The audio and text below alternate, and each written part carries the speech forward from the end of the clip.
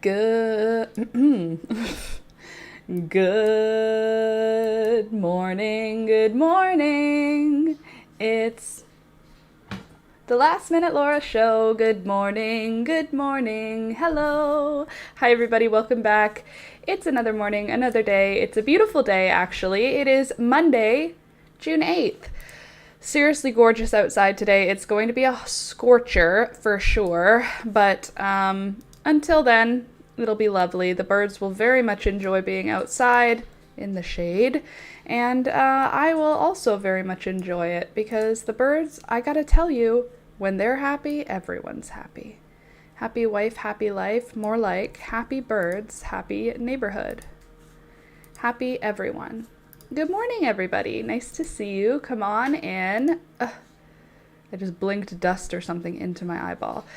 Come on in. Welcome back. If you're new here, I'm Laura. This is the Last Minute Laura Morning Show. We get together Monday, Wednesday, and Friday from 9 a.m. till 12 p.m. to hang out and chat and do stuff together. And today I have a couple of things to do. So join me. And good morning, Candace. Good morning, all. Happy Monday. Please hit the like and subscribe on your way in. It helps the channel grow. And we're now at 101,000 subscribers. Yes, we are 101,000 subscribers as of this morning. Thank you, Candace, for noticing, and thank you for mentioning it. Bring all the snacks and drinks needed, and don't forget your daily meds. I already took my daily meds bright and early. I also watered the garden this morning. I have a coffee here. I picked a bouquet for you last night. So here's what we're looking at. We have feverfew now. I picked the first stem that was ready, and then I picked 3 stems of yellow yarrow. I have a calendula in here, some ivy, some hostas. I'll go through that later. Looking bright and cheery today. Thank you. I am overwhelmingly covered in sunscreen already because I wanted to go out and water the garden first thing. I also found my tiny nail file. Do you know I've somehow come to a point that there are no nail files in my home? What home doesn't have nail files? It's like hair elastics, bobby pins, tampons, and nail files. They kind of always have existed in every home that I've lived in, no matter what. And this is the first time I had to go into, you know those false nail press-on kits? I had to take a nail file out of there because I couldn't find like a dedicated nail file anywhere. And yesterday my nails were just looking mangled, and I just found it this morning. So sorry, but you're gonna have to, in the background, hear me file my nails for a little bit. At least until I get the sharp edges off, because they're going to make me crazy. I just can't sleep. Also, I did my first harvest this weekend, which was really exciting. The catnip actually got so big that it fell over onto a bunch of other plants, and luckily nothing was injured by the catnip, but it needed to get cut back because it had all flopped over. So I cut it all back, I picked off all the nicest leaves, and I dried them in my dehydrator.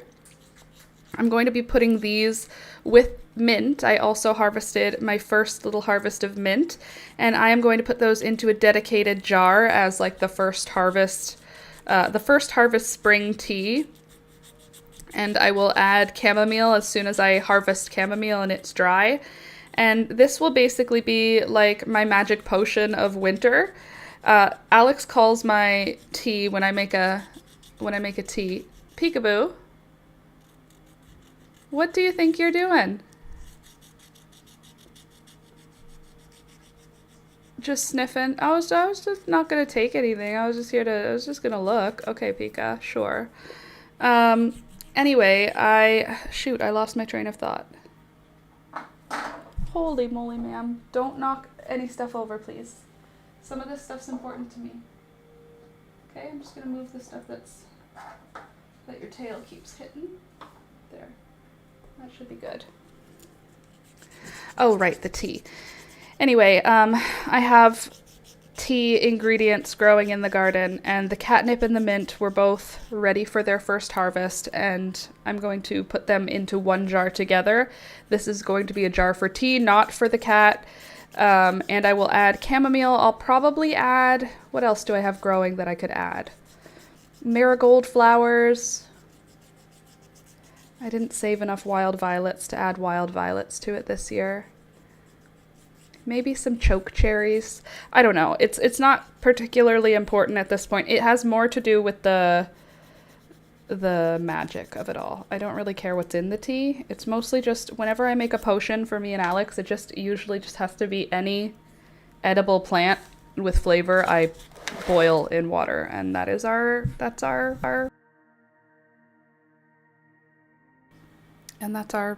potion. So today's potion will consist of mint and catnip, as I said.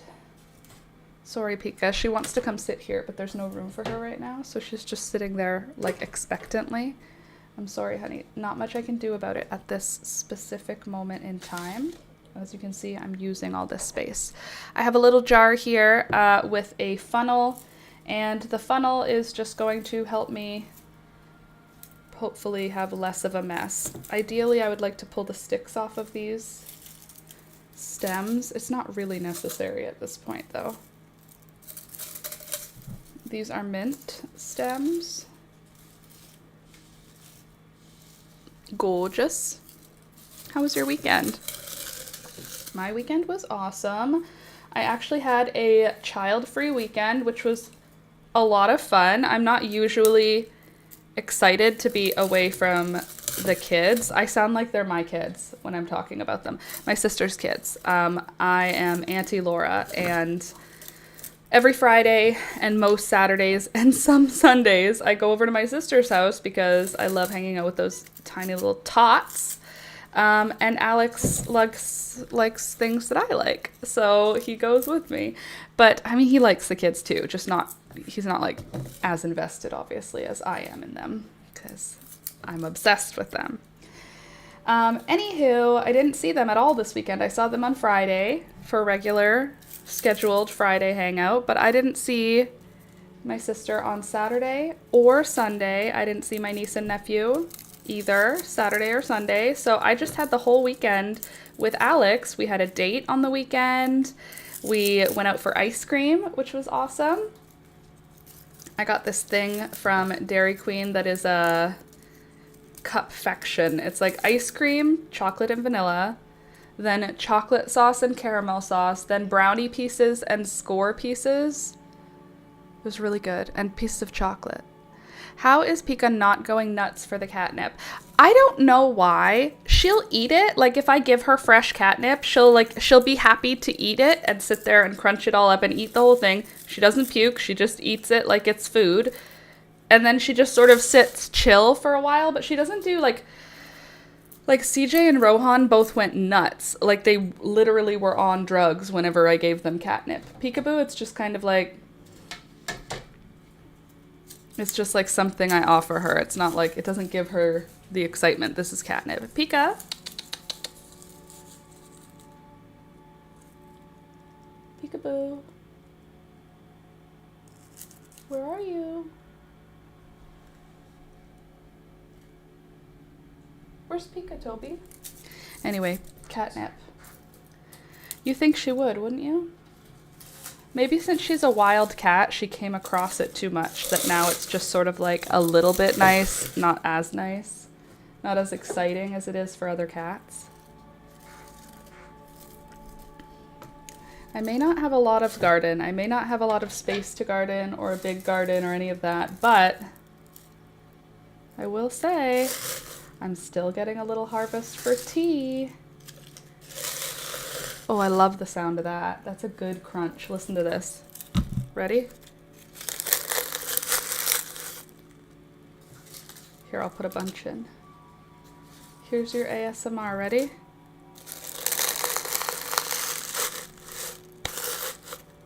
Gorgeous.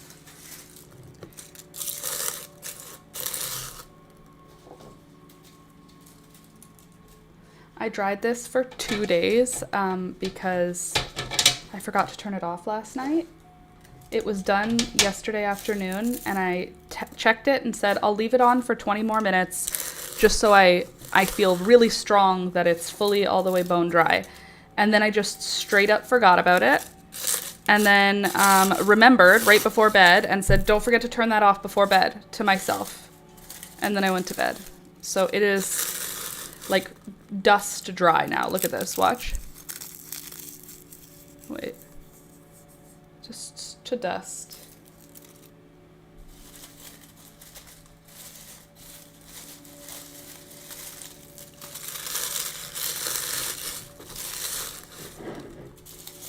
It's such a light and airy leaf.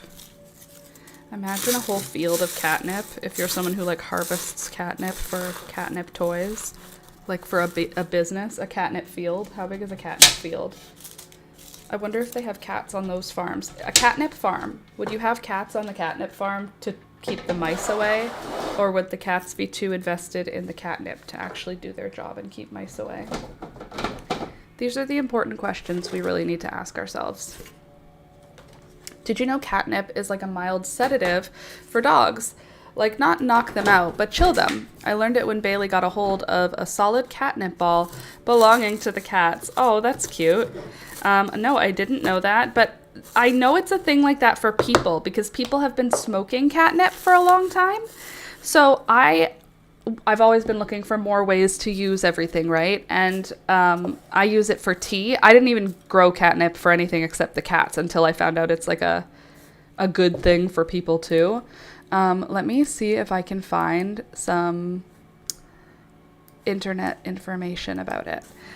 Catnip uses and uses for people. I mean, I like it in tea. Mild herbal remedy and natural insect repellent. Okay, let's see. Let's find an actual WebMD. Famous for the excitement it creates in cats. The flowering tops are used to make medicine. Catnip contains chemicals that might have a calming effect. It's not clear if it has the same effect in humans as it does in cats. The oils in catnip might also have insect repellent qualities. People use catnip for anxiety, colic, common cold, insomnia, repelling mosquitoes, and many other conditions, but there is no good scientific evidence to support these claims.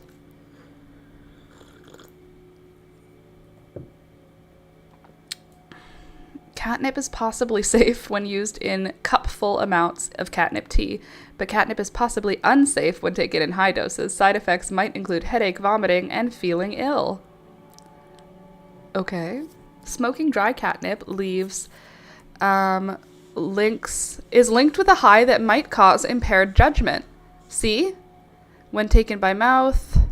Okay. I need more WebMD. You're not giving me enough. I need like a Crunchy Moms thing. Learning herbs. Herb notes. Catnip. Thank you, the internet. Herb notes. The benefits of catnip. Let's see. Catnip is a calming sedative that's particularly indicated for anxiety paired with restlessness and irritability. Whether you're feeling jittery from too much coffee or stress, catnip can help calm this excitable, restless state and release tension in the body. You can ingest catnip tea or a tincture to support the nervous system. Just keep in mind that the herb has a bitter, pungent taste, and many folks only prefer briefly tasting it in tinctures rather than savoring it in tea. I disagree. I think it smells and tastes like mint. It's like mild, but like it's minty. It's like not a problem. Upset stomach. Okay, so it's mint, so that makes sense. Pain and menstrual cramps. It's mint. That makes sense.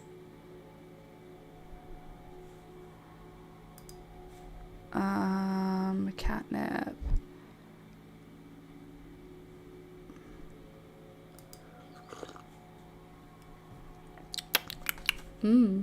Bus. I think that's it.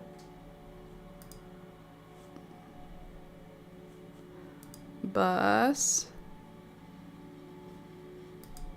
Okay. Making me pick a bus out of the CAPTCHA thing. Okay. Catnip. Let's see. Compounds in catnip. alter the behavior of wild and domestic cats, other mammals, and insects. The main constituent that attracts the cats. Unlactone, okay, cool. Big chemical. Essential oil. Oh my god, my eyes are 50. I have to like do what my dad has to do when I'm looking at something far away now. Really pay attention to it. Maybe it's time to start looking at getting glasses. Sniffing, licking, chewing. Okay, that's fine. Not all cats will respond fine. The tea is used to induce menstruation. That's it? Cool. That's really helpful. Oh, it's the veterinary journal, Laura. Look at what you're reading. Silly goose. Well, that'll be an issue for another day. The main thing is that I've been drinking catnip tea, so hopefully it's good for me. Oh, wait, let's do that. Benefits of catnip tea. Offering an effective, completely opposite to how it causes cats. Improves sleep quality, soothes digestion, alleviates menstrual cramps. Okay, I'm not seeing a ton of issues, except don't take too many. But like, you would have to have so much catnip to take too much catnip. You know what I'm saying? You know what I mean, Jellybean? And that's the way I feel about it. I don't know what is going on with the live lately. We've had like 3 in a row where it seems like we're having a very quiet morning. I'm not... Worried is not the right word. I'm aware of it and I'm seeing it and I'm wondering if there's some glitch happening on the YouTube side because 3 people is a little low for us. I mean, let's not get ahead of ourselves and act like we're like a big time YouTuber or anything, but still, you know what I mean? I feel like we got pretty comfortable having our regular size group, and it's like, is the stream not being found by our regular group anymore? Where'd you guys all end up? And if it's because of a glitch, that sucks. If it's because I'm not interesting anymore, that sucks too. And then I'm like, what do I have to do? What do you want me to do? Go back to what I'm supposed to do and crochet and do crochet tutorials? That checks out. Do the job that I do here? Yeah, I got it. Sorry, I have not a hangnail. I was picking off my nails yesterday because I couldn't find a nail file, and now my nails are super short, but they're all jaggedy, and I just have to file the edge or I will continue to rip them off, and it's not the vibe. Oh, also, I am going to a wedding in 2 weeks, which is going to be fun, exciting, great, super cool. I don't know what I'm going to wear, and I don't know what I'm going to do to my nails. Probably I'm going to put false nails on, just because, you know, how often am I doing that anymore? So I'll probably put acrylics or something on. Or maybe I'll probably just do press-ons now that I'm saying it out loud. But either way, any opinions? Any opinions?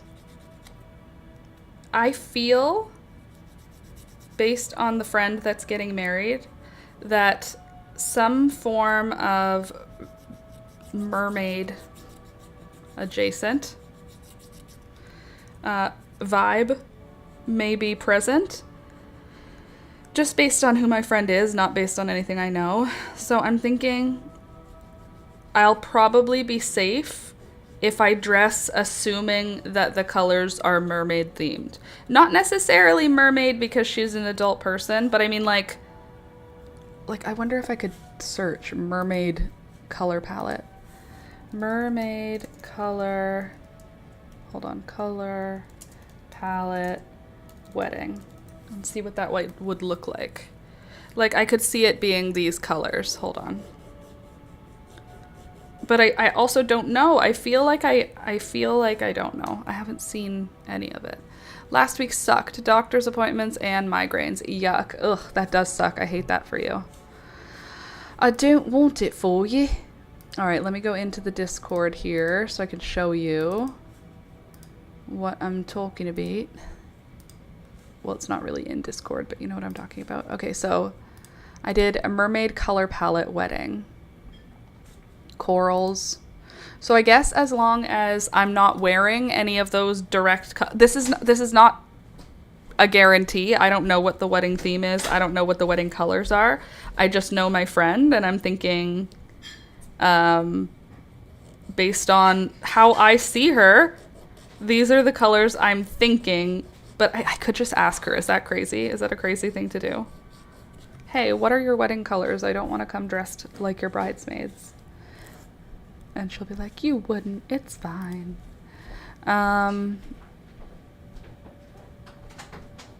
So probably not a color like that. That seems risky. But I love turquoise, teal, and blue. I could also go for something dramatic like peacock blue. I won't be doing that. Anyway, I'm saying it like I'm looking for clothing. I'm going to go thrifting, and whatever's available at the thrift store the day that I go shopping, that is what I'm going to be, wearing to that wedding. That's the plan, Stan. All right. Alrighty then. Ooh, you look nice. Your ponytail's nice. Okay, so we finished part 1, the first harvest. Quite happy with it. I know it's small, but it doesn't matter. It is still a full jar of catnip and mint that I will put a lid on, and I'll put a little silica packet. I have a bag of silica packets from my mom. So I will add a silica packet to it, and then we will be golden. Okay, and now I have another thing I want to show off, and that is the first flowers, or it's the second one, I suppose, but our first bouquet of actually harvesting some of the flowers in the garden. Knowing you will find some amazing thing at the thrift. Honestly, it's true, Candace. If I go there to get a dress, I'll find a dress. That's how it will be. Pink up the hair too. Yeah, obviously. The other thing I'm thinking is, this is the thing. The wedding isn't for 2 weeks, and I'm trying to decide when I should bleach my roots, because I'm going to bleach them, and that's why I haven't been pinking up the hair. I've been letting the pink wash out so that I can get to the point where I can bleach the roots, and I'll just have like white hair, basically. I'm a little nervous to bleach them, just because that's me committing again to the pink hair. Even though I am committed to it, I have had it now for several years, I still, every time it's time to bleach, I'm like, do I really want to keep having pink hair? So yes, the answer is yes. At least for the wedding, I should have fresh roots. But how long do I want to wait then to do it? Should I wait till next weekend? Wait. Yeah, or this weekend? Should I wait till this weekend to freshen up the bleach? Anyway, I want to show you these flowers, okay? Hold on. So, the yellow is yarrow.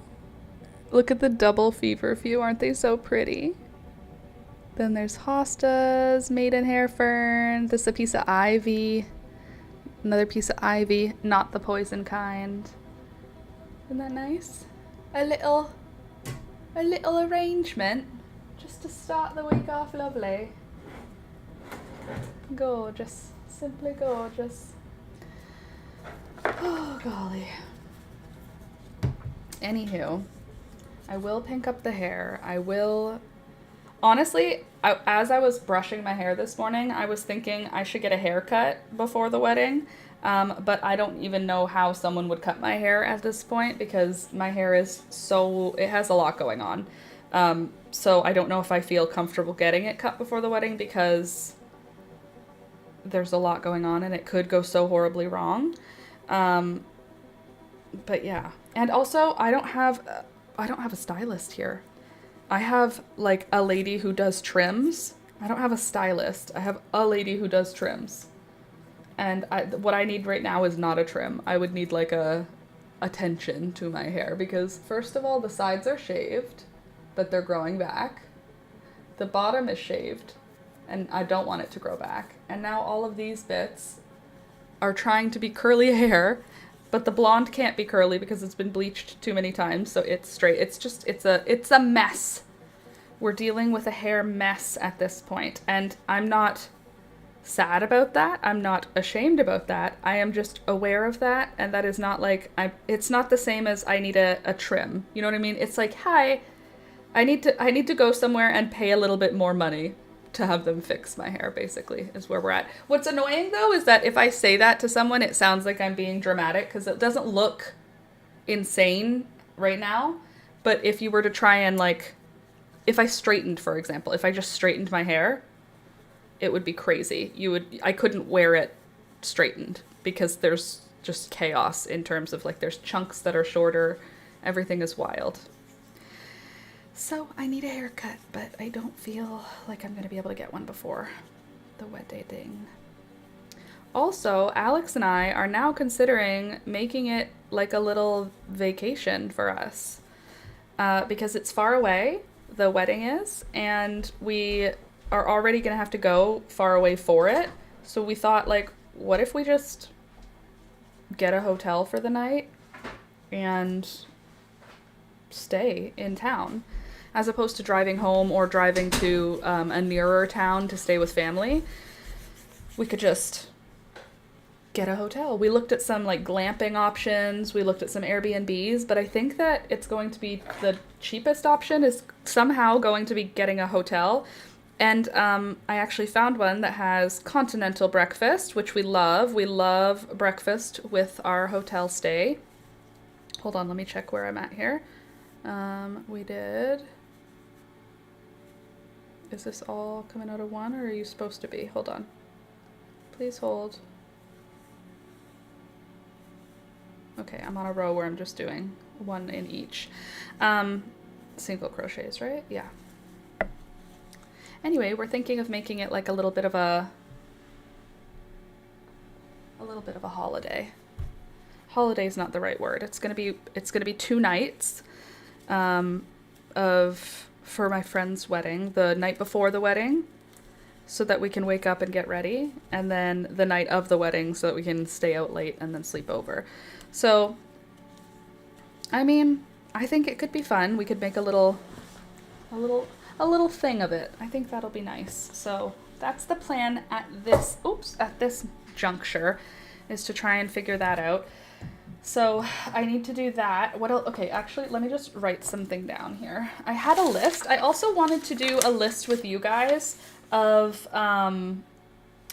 the summer bucket list. I still want to continue working on the summer bucket list. So far on mine, I have go to a vineyard, go to a mine, go camping, go to a cottage, pick a bouquet every day, try out my new waders, go fishing, go foraging, put fish away for winter, and bird bouquets every day. So those are the current ones on my bucket list. Summer bucket list, I should say. Summer bucket list. Okay, and now for me to go on the trip, we need a hotel / Airbnb. That also could include a trailer. We were looking at some trailers because then we could just be at a campsite but get ready for a wedding. I mean, like, my sisters were both like, don't do that, you need somewhere with electricity, you're gonna have to do your hair. And I was like I can get 98% ready without electricity, and realistically I could put my hair up in rollers before even leaving. So all I would have to do is take the rollers down, and there would no electricity needed. I don't think for any other part of getting ready, unless there's like wrinkles. But I don't know, I just feel like I could handle going from a campsite to a wedding. Okay, hotel / Airbnb. We need animal care. So the birds are already done. The cat is already done. We need to find Toby babysitter. I don't have anyone who can watch Toby right now. I'm hoping that one of my friends who doesn't have kids can watch Toby, but my sister can't because she has 2 dogs who are crazy with Toby. Like, they go crazy. My parents' dog and Toby, no. My brother, he lives too far away. My sister too far away. My friend kids. Yeah, and I don't really want to deal with like boarding him, but we can't take him obviously because we can't leave him in a hotel room for the duration of a wedding. I mean, no, we probably can't do that. No, not unless we do the like a cabin where he'll be alone, because Toby does not want to be hearing other people. Toby babysitter will also need outfit for Laura, outfit for Alex, which needs a shirt, shoes, pants, and then vest or jacket, and then tie or bow tie, or bolo, I guess. Bow tie or bolo. Shirt, shoes, pants, vest, jacket, tie, bow tie, bolo, and hat if he wants. And he'll want to have a watch, and his rings, and his lighter. I think that should be good. Outfit for Alex. Shirt, shoes, pants, vest or jacket. Oh, I already have dress socks for him. I bought them. He doesn't have dress socks because we don't dress up. The last dress socks he had, he just used until they were garbage. So I got new ones.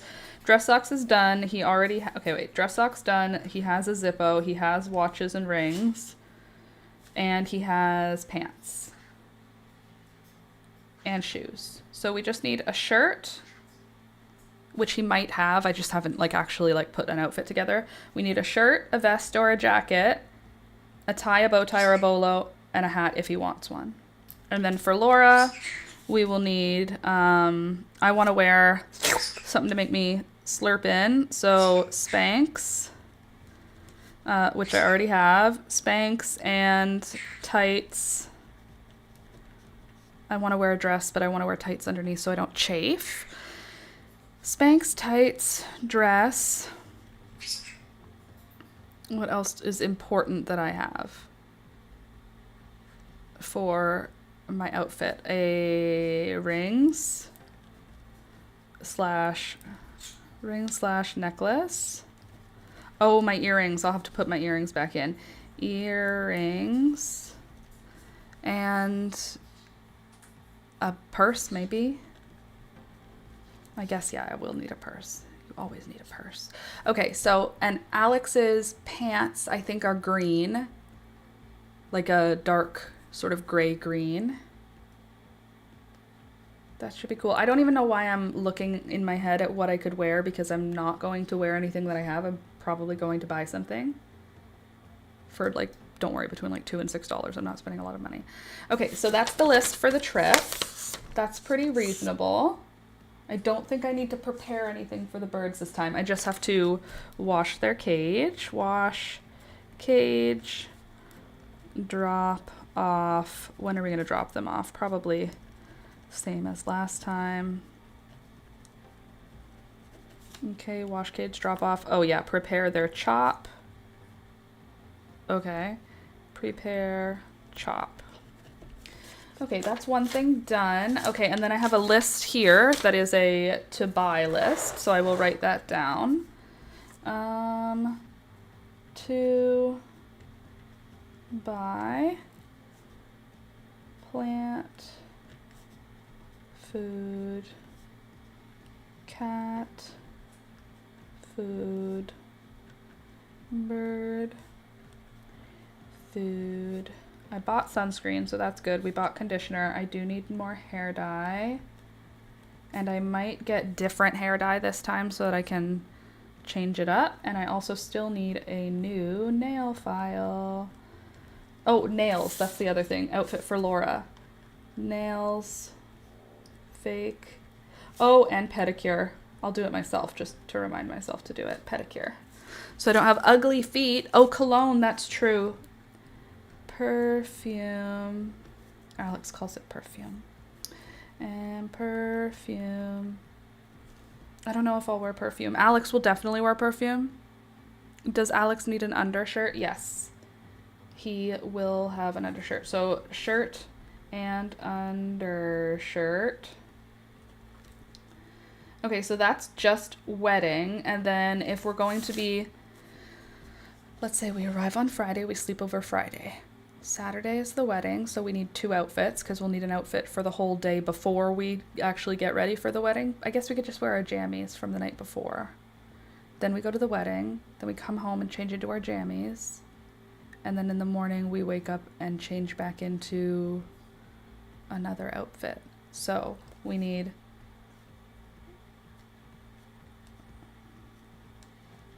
sorry, I need to think. Good morning. Nice to see you, Melissa. I'm making the list of the things that I have to do as a responsible adult in preparation of going away for a wedding. Also, I don't know if you can tell, but I don't have even the slightest sunburn at all. I would really like a little bit of acknowledgement here for a second, even if it's just you two and me. Barely even a hint of color on my skin. All weekend, I was outside. I'm talking between 8 and 10 hours a day I was outside. No sunburn. Either I stayed in the shade perfectly, and I also reapplied. And I didn't get sunburned on my face. Do you see how shiny it is? That's sunscreen, because I am so responsible. I've been responsibly doing... Do you see these curls? That's because my hair is touching my skin. If you notice, the hair that's not touching me, frizzy and straight. The hair that's touching me, oily and curled, because it's touching my skin that has sunscreen on it. And then it gets oily and curled. But look at this skin, this hair, not touching any skin, frizz city. This hair, touching skin, oily, beautiful curls. Unfortunately, it turns greasy quite quickly. You are so responsible. Thank you. True. We need shoes. I don't know what shoes I want to wear. Can I show you some of my shoes and you can tell me what you think is, I know we don't have the dress yet, but what you think is like not ugly. I don't have taste, unfortunately. Tragically born without taste. So maybe you guys can help pick which ones. Or you can tell me all my shoes are hideous, which is fine. I don't care. I like my shoes.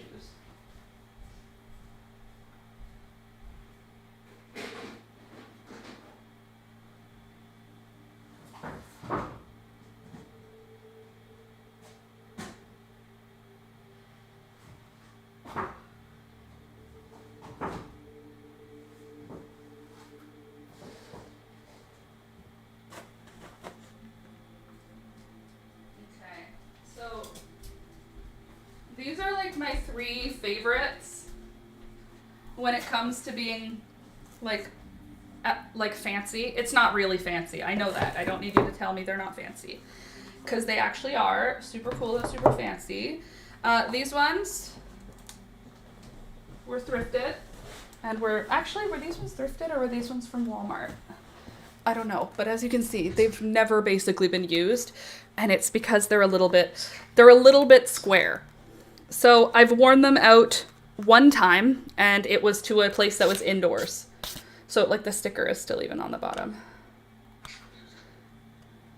I can't get the sticker off. Anyway, white, Mary Jane sort of. I'm not wearing high heels. Like first, let's just get out of the way that this is the way it's going. It's not going to be like a kitten heel. I'm not that kind of girl. Thank you so much. Number 2 is tried and trues. They would need new laces, but that's it. I could like buff them so that they don't look so worn out, but these are like one of my favorites. They're so comfortable and I love them. Like I know that they are boy shoes. I don't care. These are handmade in Canada and they are not from now. They're old shoes, but they're beautiful. I find them so pretty and they're boys' dress shoes, but I don't care. I love them. And again, barely a heel at all. Great for dancing, very comfortable. And number 3, my little witch's shoes. So these are like my ruby slippers, but they're black. There's a piece of dog food in there. There you go, Toby. Enjoy. They're pretty comfortable. Square toe again, which I'm assured by all the youngs is actually cool. Exactly, Melissa. Square toes are back, unfortunately. That's how I feel. So we have black witch's shoes, which I love. I do love a witch's shoe. None of them look good on me because I have cankles. It's just what I have. I have consistent swelling forever, which is also why I do not wear open toes, because I'm always wearing tights because I need compression, or else my ankles will continue to swell. So, and it's going to be hot, so it's going to have to be something that is a covered, closed toe for me. These are the options, and I'm not going to buy another pair of shoes, I'm going to be honest with you. So it's either these, and I have one other pair of black flats that are like Mary Jane style flats. So if I can be honest with you, in my heart of hearts at this moment, if I was getting dressed right now, I'd be picking these ones because of how comfortable they are. But if I'm picking based on what I think will be appropriate, I'm thinking these ones.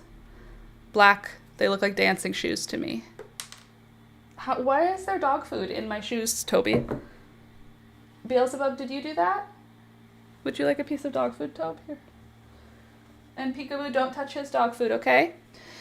The black and the boys are my style. The white are cute too. It will definitely depend on your outfit. They're all cute. You may still want to bring comfy flats for the dancing. That's true. I may still want to, and I probably will still bring the comfortable black flats. And it depends on the outfit, because if I I shouldn't get anything that has white in it, so these could still be safe. But these are not white, they're like cream white. Like, can you see? This is white and this is like creamy. Anyway, I'm thinking I can make these ones look a little bit nicer. I could also paint them. That'd be sick, actually, to paint these. Cool. So that's that. Those are the things. That's one of the stuff that I have to deal with leading up, is deciding on the shoes. I love these shoes. They're so pretty. I wish I had something I could like color on them right now with. No, we're not going to restore my shoes. We're not restoring my shoes right now. That is something I want to do one day.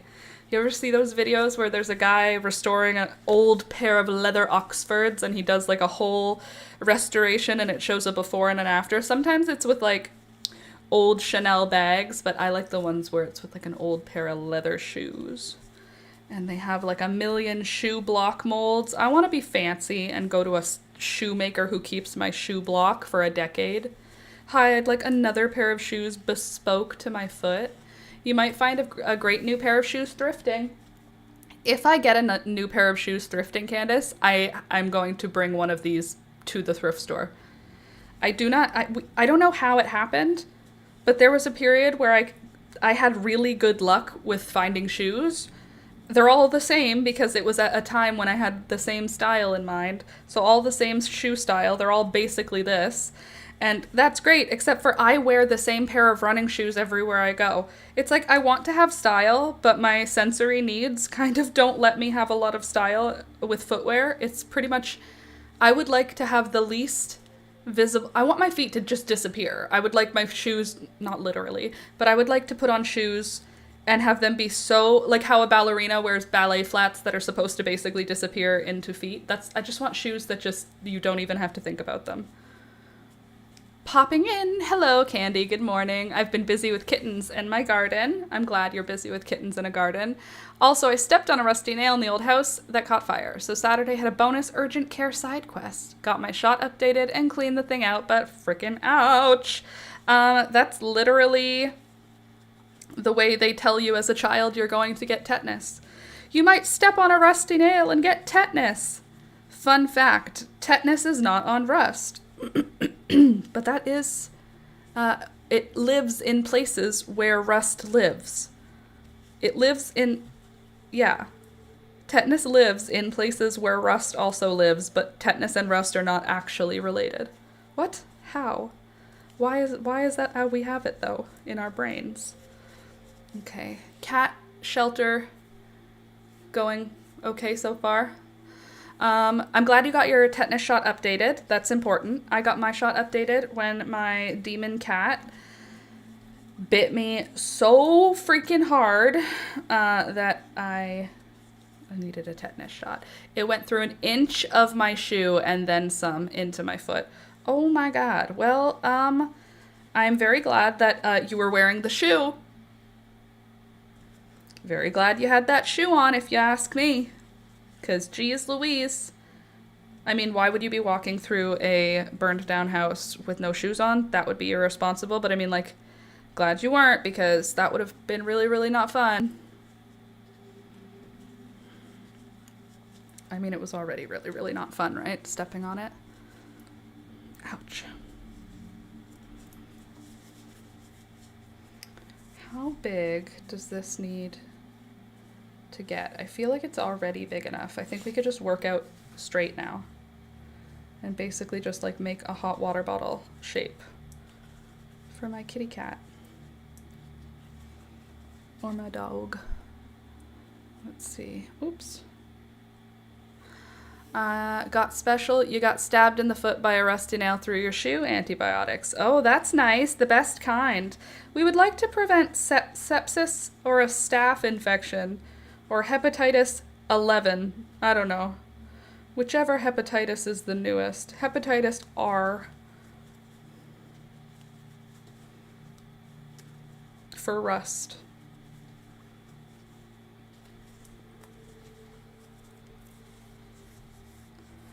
Okay, I kind of want to continue in just single crochets. What do you think? Should we go with a thicker stitch or a stitch that has more give, like a double crochet? I'll draw out what I'm thinking this is looking like in my head, okay? We'll see if that's what's happening, but I'm gonna show you what the plan is. I need my other little book. Actually, you know what? This is a good time for a bathroom break. Toby, do you need to go pee? Do you need to go outside, Toby? Because I have to go pee. So I can let you out at the same time. All right, I'll be back in just a sec. I'm going to put my shoes away. I'm going to run to the bathroom. You go ahead, run to the bathroom, get your own cup of coffee or cup of tea or a drink or whatever. And I will... Candy? I'm going to address all of that when I get back. My meat, Laura! I know exactly what you mean. Okay, I'll be right back.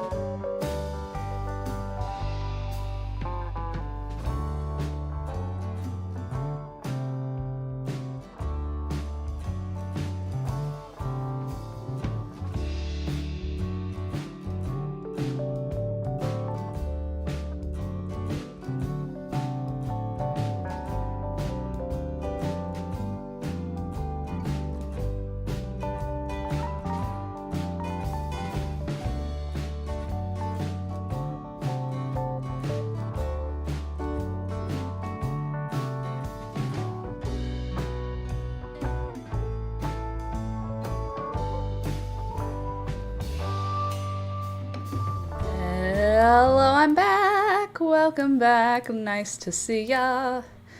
Okay, let's see. Girl, I witnessed my own meat. Like inside. I'm fine. Not oddly traumatized at all. Well, that's good. I think I need another gummy. Oh, I've seen meat. It's quite interesting. Okay, stepped away and came back to this candy. Cut my finger off as a kid. That was interesting. Oh my god, that's more meat per meat. It's okay, they put it back on. Oh my gosh, at least to still have it. Okay, well, I too have seen the inside of my flesh as well, candy. I have a scar on my wrist here where Rohan bit me, and when he bit me, fat came out. Like a globule of fat came out, and now I have a deep scar because the tissue that was underneath came out of me. It was super cute. Really, really, really cute. Okay, joining my round. And I'm going to do another round of single crochets, I think. That's the plan.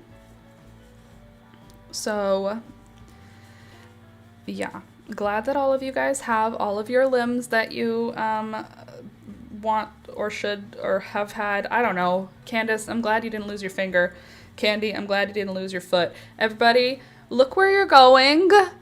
Look what you're doing. Look both ways before you cross the street. I don't have any foot to stand on. Pun absolutely intended. Because I will say I am absolutely accident prone and hurt myself all the time. My poor mother got a glimpse of my skull a few years ago, 7 staples later. I don't think I want to see that. I don't think I want to see a skull. I've seen Alistair's, lip have the hole from where his tooth went through it, and that was enough. I didn't need any more than that. Thank you. Thank you so much. Also, I made a list of notes for myself for next year. I decided at the back of my bullet journal to have all of my garden notes.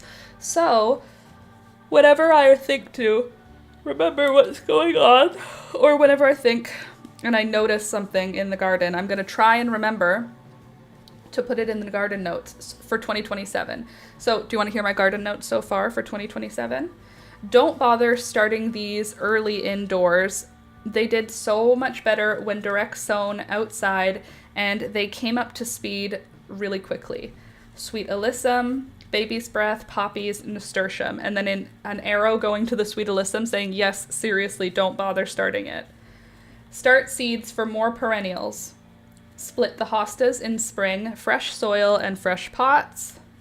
Plant flower seed, fewer, wow. Plant fewer seedlings, underlined. Half as much, underlined. I ended up with 19 flats this year, and that was too much. So I have information. Let's see. Oh, I've seen that kind of fat. Hung myself on a nail as a kid, had to stuff it back in. Nice scar from that. I was also labeled accident prone. They kept my file at the ER back then.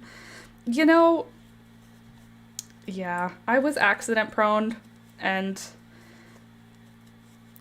they probably should have had my file, but my file was there because I had so many surgeries as a kid on my freaking ears. Okay, next one is get plant food for seedlings. I thought that my seedlings could have done with a little bit of feeding. I didn't do that this year. Buy petunia seeds. February 1st, start treating all houseplants for thrips before starting any seeds. Plant half as much, as if you will do that. Well, I wrote it down, so I probably will, Candace. I'm actually super likely to follow my own instructions, for sure. Wait until after March 10th to wake up the dahlias. And plan for 0% productivity in April, May, and June. Make more videos in advance to prepare. Plant small pots, hanging basket sized, early in the season and bring them in and out with the trays. I found this year I did that. I put the pots that are the size of hanging baskets, I just planted them in March instead of waiting until May when everything goes outside. And then I just brought those pots inside at night, out in the day, in at night. And it's tedious, but like I already have to do it for seedling trays anyway. And the pots that were planted in March are full right now. Like they look so much nicer than the pots that were planted in May, which makes sense. They had more time to establish themselves in there, but it really is like noticeable. Anyway, find more castor bean seeds. Oh my sweet baby Jesus, I am going to eradicate squirrels. Literally, squirrels are going to cause World War III in my neighborhood. They killed my castor bean, 2 of my dahlias, and 2 of the dahlias that I can't replace. The lifestyle dahlia and the mystery dahlia that I got from someone in an exchange. So 2 dahlias that I can't replace. A castor bean. I only had 2 castor beans growing, so now I only have 1. I put a cage around it. So those, and then they just keep digging up my status. It's like they're like, which ones are the most slow to grow? Let's just dig a hole underneath that. It's so discouraging. I almost said disencouraging. It's so discouraging, and it's so frustrating because I keep saying this to Alex. It's not even like we could kill the squirrels. I don't want to kill animals, but it's not even like that would help because the squirrels don't live in my backyard. They live everywhere and they come to my backyard. And my backyard is going to consistently be an oasis. So I can't even say like, there's nothing to deter them. It is the most attractive yard. I would say probably like for at least a block or 2 in every direction. Our backyard is the most green. So it's not surprising to me that squirrels would break in and want to dig holes and look around, but at the same time, it's so frustrating. And I can't do much about it, except if I want to cover everything with, like, mesh. But I don't have enough mesh to do that. I don't know. I'm going to try the chili pepper method to see if that helps. But I just went outside with Toby to let him go pee, and the squirrels had already dug up holes since this morning when I was out, which was an hour ago, like genuinely. So we're not in the best situation as far as squirrels are concerned, but we are in a good situation in some other sense. For example, we now have 4 blooming malva plants. Yeah, 4 of them. We have 2 in the pink purple with the dark pink stripe, and then we have 2 in the dark fuchsia pink. And they're so pretty, and I'm so excited to see how they develop as they get bigger.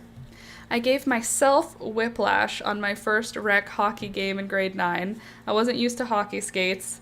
I couldn't stop. I hit the boards. I didn't stick with hockey very long. Sorry, we're talking plants now. Oh no, that's okay. Accident prone will always come back around on account of it being just generally part of my personality. Wow, that must have been some hard hit. Yeah. Ouch.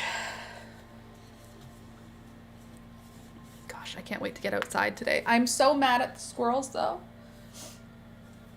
Yesterday, I was just playing in the garden, as per usual, and I found my castor bean had been broken in half and ripped out. So it was in 2 pieces on the ground with a ball of dirt and a root ball.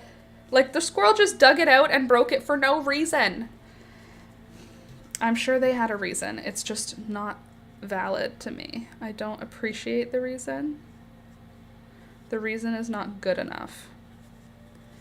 I want my garden to be perfect. And now I will only have 1 castor bean if that castor bean even lives to adulthood.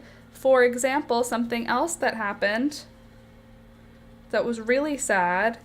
My only Clarkia. I have 1 Clarkia mountain garland. I planted 2 seed packets worth of Clarkia, and I had 1 of them germinate total. 1 flower plant coming up.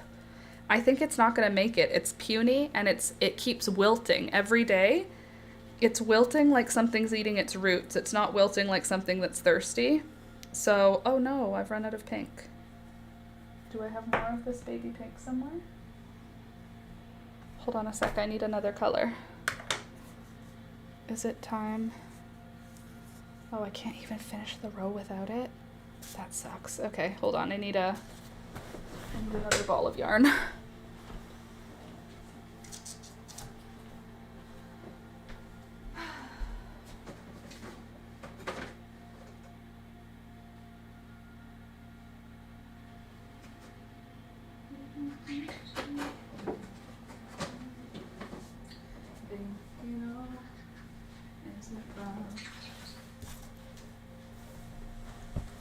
Okay. Ooh. With no good breaks either. Yeah, straight into the boards. Ooh. My back is so not on my side right now. Okay. Continue. Excuse me. So if you're just coming in, I am making a cat bed, but it's like a cave. So it's a cat bed, but the cat goes into it like a cave. Okay, there we go. Yarn in and back to it. Hold on.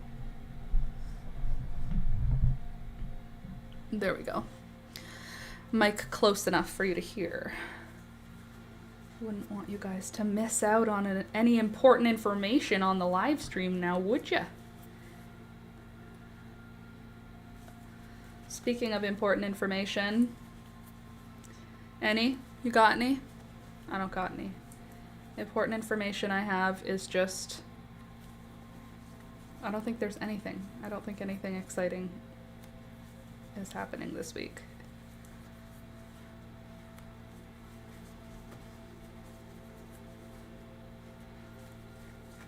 I'm genuinely racking my brain and I'm thinking it's just gonna be a week of work. A work week of epic proportions.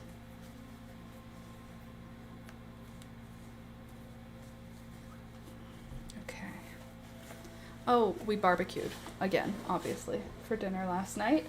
That is now gonna be how we eat all of our food, I think. I think our new way of cooking is pretty much, it's barbecue season, baby. We're gonna be those people now. It's grill season.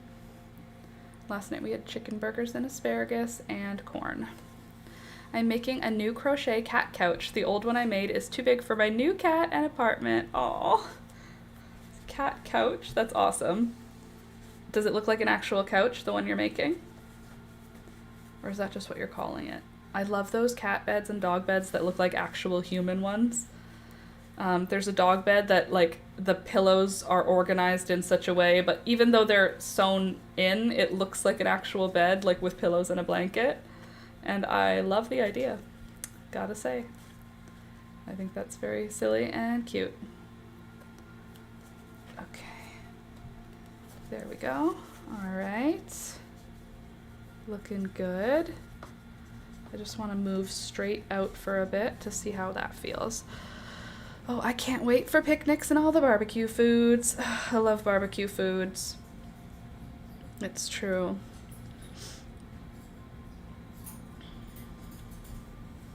I love cooking asparagus on the barbecue. I need to figure out what other stuff I can cook on the barbecue that is, like, good, easy, and, like, you know, good. Obviously, and cheap. I'm not sitting here being, obviously, if I wanted to, I could do steaks every day, but I'm not made of money, so stuff that's good, but not necessarily stuff that's gonna be like fancy food every day. What's cheap food I can make on the BBQ? Going out to get cat and kitten food. Also turns out that we had a super old drum trap under our shower, so that was $1,300 US. Okay, on a payment plan. Ate the first corn from my garden as well, though. Oh, that's awesome. The first corn from your garden's up. That's amazing. We do not have that here. Corn is not at all even anywhere near seasonally ready. Pineapple. Ooh, that's a good idea. Pineapple on the bobby. That sounds nice. I like asparagus, potatoes, corn. For vegetables, that's what I've done so far this year. Asparagus, potatoes, and corn. Well, if you don't want to lose it, Beelzebub, you're going to have to hold on to it. I'm not picking it up for you again. You'll have to get it yourself. Pineapple sounds good. I've seen peaches, too. That's something else I want to try this year is when it's peach season, doing peaches. You cut the peach in half, and then you put it cut side down, yeah, on the barbecue, and then you like drizzle balsamic glaze on it. And apparently it's a super tasty thing, and you could serve it with goat cheese, and it's a yummy food thing. Feels so weird when served food things are one ingredient of like fruit, where I'm like, I would just eat a peach and it's delicious. Yeah, but like bananas Foster, you know what I mean? I'm like, I'll just eat bananas. Yeah, but this is like more fancier version. So maybe I'll do that too. I also want to do chicken, even though currently I'm scared to do chicken. Veggie kebab, mushroom, onions, peppers. That's true. I do have kebab skewers somewhere. So I could do that. What else do I have? I have fish. I have trout and perch and salmon. I could do fish on the barbecue, which, again, stresses me out because of how delicate fish is. I don't know how that would do on a barbecue. But I like the idea of doing maybe some shrimp skewers. I could do shrimp skewers.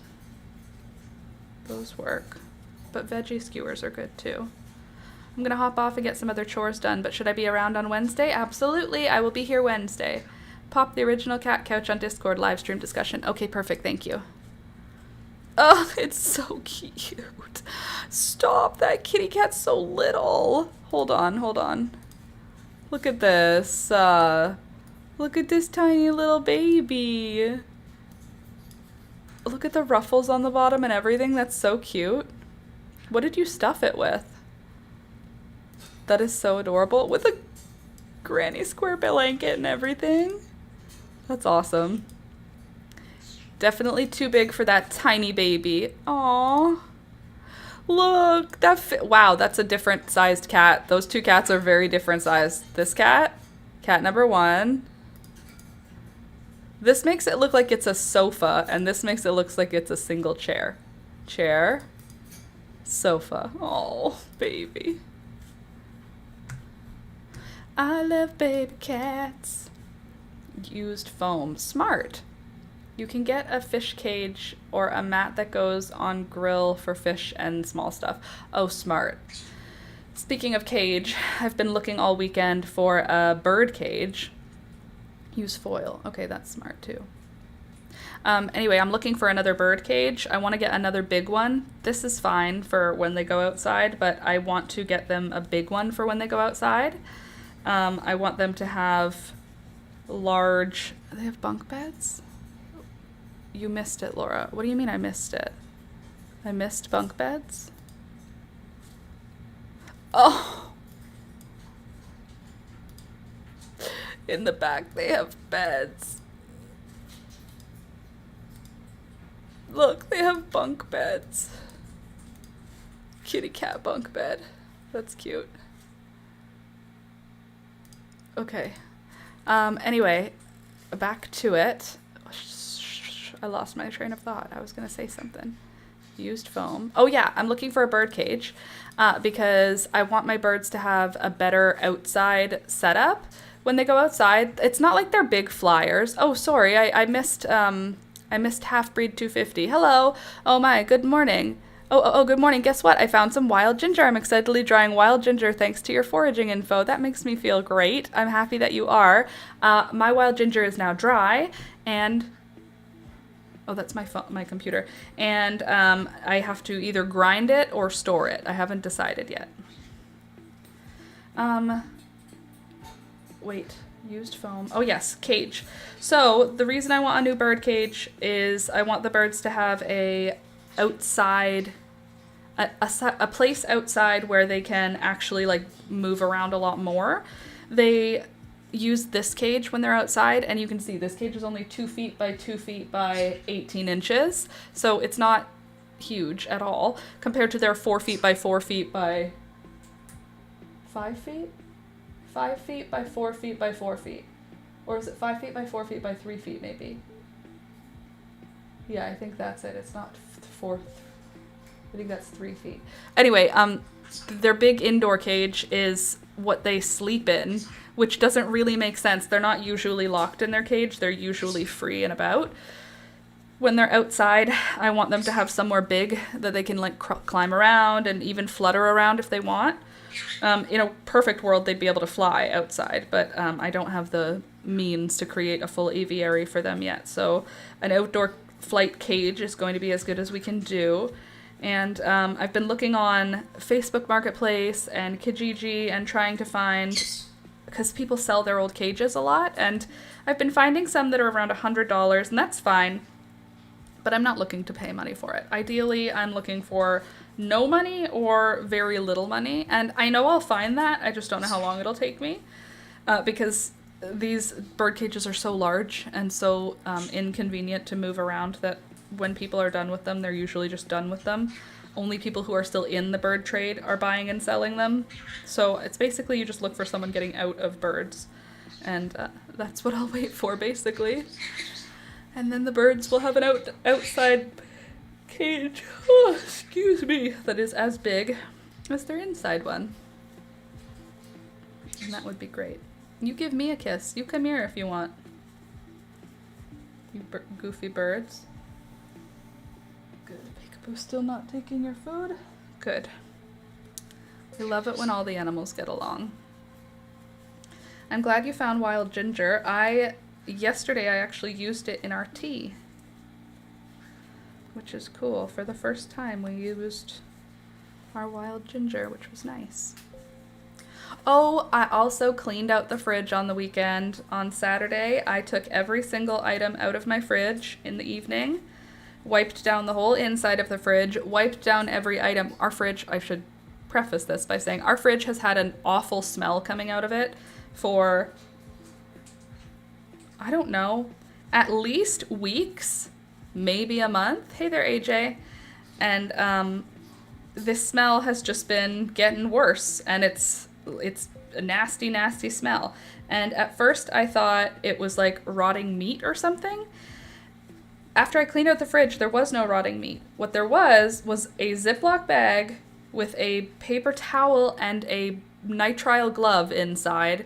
And the paper towel and nitrile glove were both covered in a brown sludge.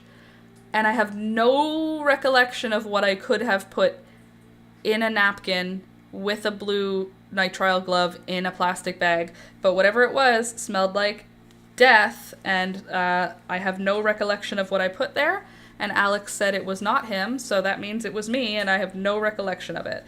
And then the other thing that I found in a bag was rotting horseradish. Do you know what rotting horseradish smells like? Death. Literal death.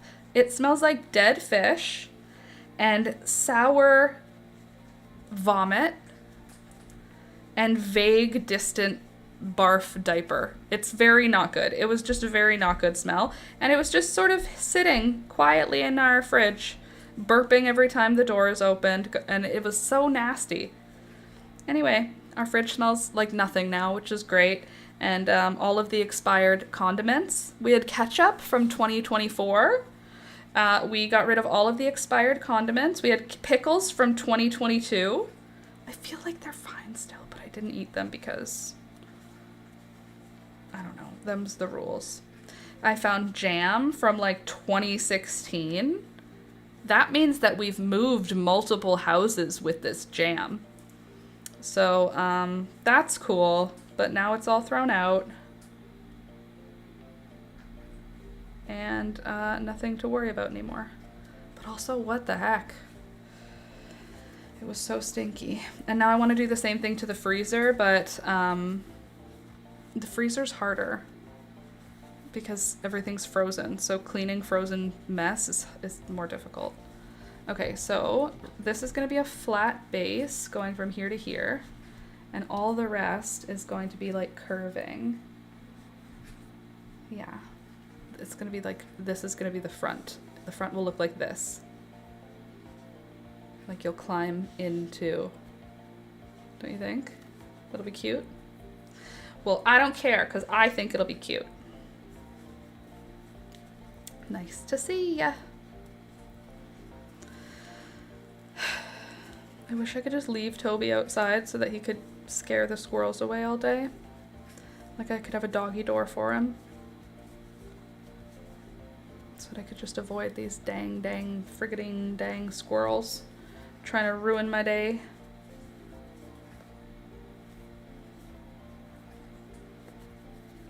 Also,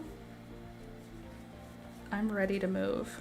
I want to move. I want to move house. I want a new home. I want to move into a new place. I'm ready to move. I'd like to move. Where can I go to? I don't know. But it's on the mind now. Which means I'm going to now have a more, you know what, it took priority for me over a new dog. Also, I feel like, I don't know if this is how everyone's feeling, but I know that it's not just me because my friends are also feeling it, so maybe you are too. I'm going through money way faster than I want to be right now, and it seems like I don't have anything to show for it. I'm not like shopping for me. I haven't purchased like new yarn or new clothes for myself in a long time, right? Other than thrifted things. But my point is that we go grocery shopping and it's so much more expensive now that I can see it in, after I go through the money I earned, I'm having to dip into my savings again at the end of the month. Not the end of the month, you know what I mean though, like I get paid once a month instead of every 2 weeks like a normal person. So when I get paid once a month, I pay all my bills right away, and then whatever's left is like groceries. And it's not been making it to the next paycheck now, which is crazy. It hasn't been like that since, I don't know. It's been a long time since I've been at that point. So don't worry or anything. Like I'm not like, I don't need help. I'm not stressed. I'm just saying at the end of the month, we end up going into our savings again, which I think that hasn't happened since we lived at the farm. We've been growing our savings, but now everything's just getting so expensive again. So it's a bit of a bummer. It's 3 times more expensive for groceries than before COVID, it feels like.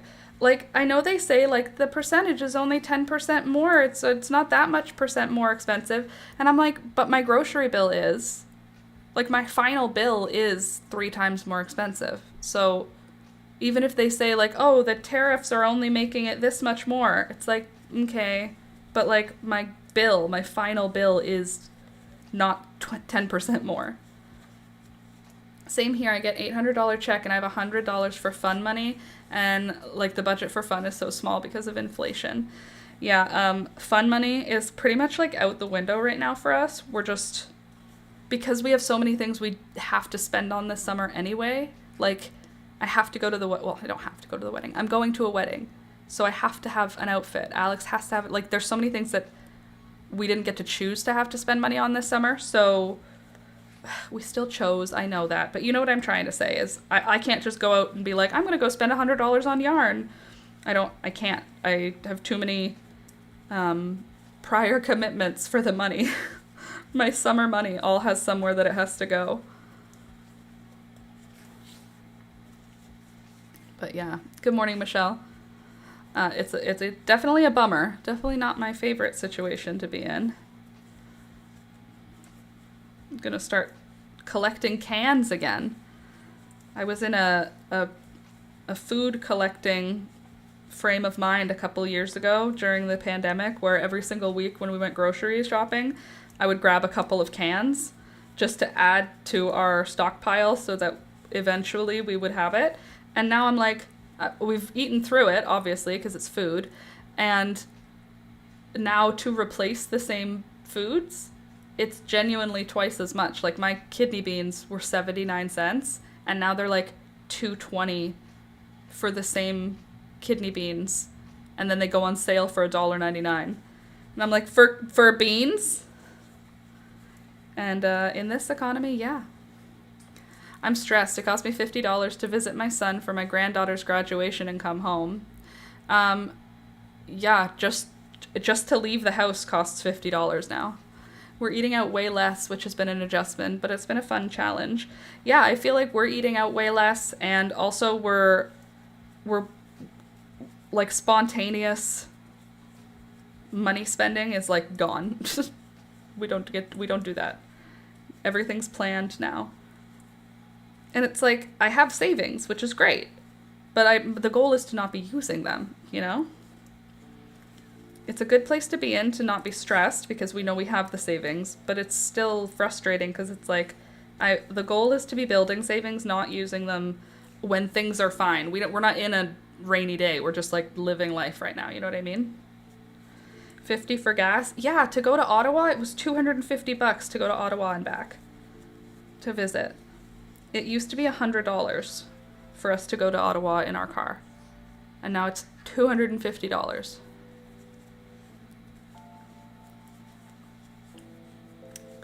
It's just not manageable. I worry for people. Like, it just doesn't feel tenable long term to spend that much money if you're not earning like way more money, you know?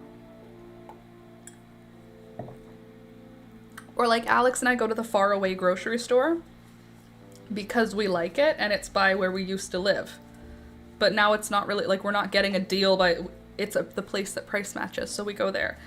And we're not really getting a deal to go there anymore because the gas is so expensive to get there that we're spending money to drive that wouldn't normally have to be thought about because of, I don't know, it's just way more than I feel like it ever has been before for everything. Just leaving the house for anything. Like, going out for dinner now is, like, that used to be like, let's go on a date, let's go out for dinner. Now it's like an actual, like, it's a pretty big deal going out, like, for a dinner date. If you were, like, Alex and I don't drink when we go out for dinner dates, but, like, if you were to get a glass of wine, maybe 2 glasses of wine, and a dinner, and maybe you share an appetizer, and maybe you share a dessert. Is anyone doing that anymore? Is anyone having 2 glasses of wine, an appetizer, and a dessert at restaurants anymore? Not that I know, because I can't even imagine how much money 2 glasses of wine, an appetizer, 2 dinners, and a dessert. McDonald's is even insanely expensive now. Literally. Alex and I were having that talk the other day where we were like, we used to be able to go to McDonald's for like $15. We would eat like kings. Like, me and Alex would eat really well for $15. And now it's like $30, just barely. It's like a regular meal. It's like nothing added on, just like we got 2 meals. And when something's $30 for 2 meals, that was the price that it used to cost to go to an actual restaurant for 2 meals, you know? So now I'm like, I just don't want to go out at all. It feels so frustrating. Such a bummer, you know? Inflation, I tell you what, inflation. What's this inflation y'all are talking about? Kids these days. Should I make this a thicker stitch? Anyway, I'm glad we're all broke and dealing with the same hellscape together. Love you guys. Love this world we're trying to hold together. Whatever. We've got each other, all right? If you have to eat KD, at least you're here. Milky Way cupcakes, hello. I want to buy a bunch of land so I can grow most of my own food and have space for hobbies, so I don't have to travel. The old dreams are coming back. You can move into our fiber cult. We already have a fiber cult for that purpose. It doesn't exist yet. It's just a plan. It's a very detailed and yet not well planned plan. Buy space. Everyone can do crafts there. We will have a coffee shop. We will have a work barn for working on handicraft studio things. A pottery wheel. All of those things. The yarn cult. The fiber cult. The crafty cult. It's not a cult, but like it is because it does all of the things that people think are culty, except no religion. No single leader, no deity, no religion, but grow your own flax for linen, raise animals for meat and fiber, socialism in a small scale, raise children in in small communities. How good would it be for kids? For real, for real. My sister and I had this talk. For real, how good would it be for all of the kids in a family if, like for our family, for example, if my family, if we bought 100 acres, that's more than we would ever need, and then in a 10-acre plot, like gave everyone 1 acre and a house, and just like, go to Auntie Laura's, and you just have to run through the backyard, and all the backyards are touching.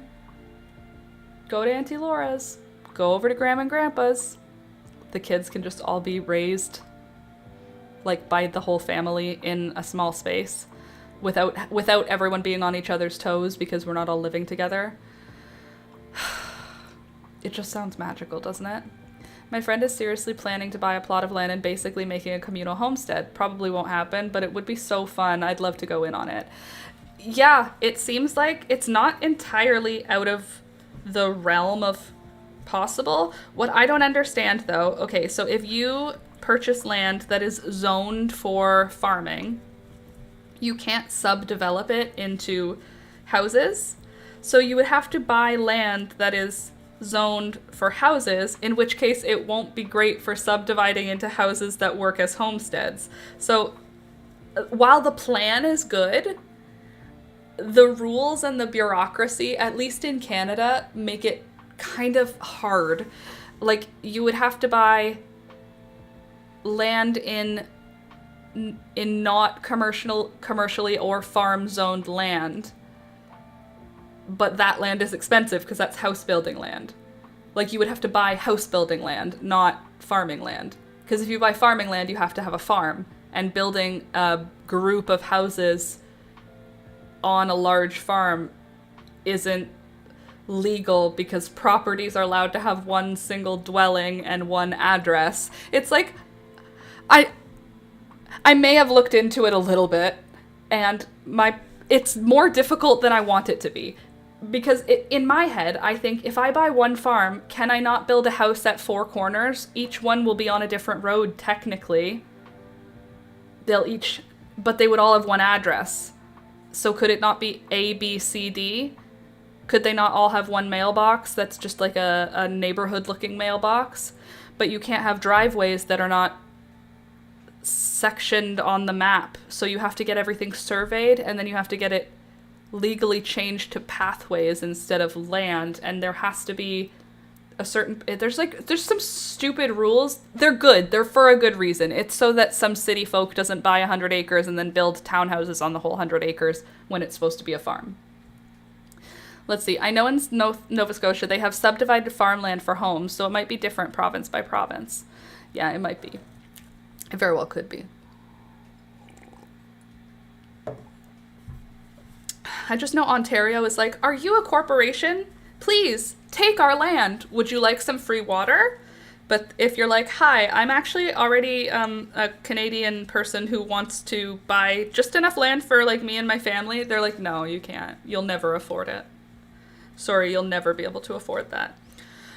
Oh, okay, actually I changed my mind. I'm a corporation from another country. You can have it for pennies on the dollar. Also, here's free water. Poison it.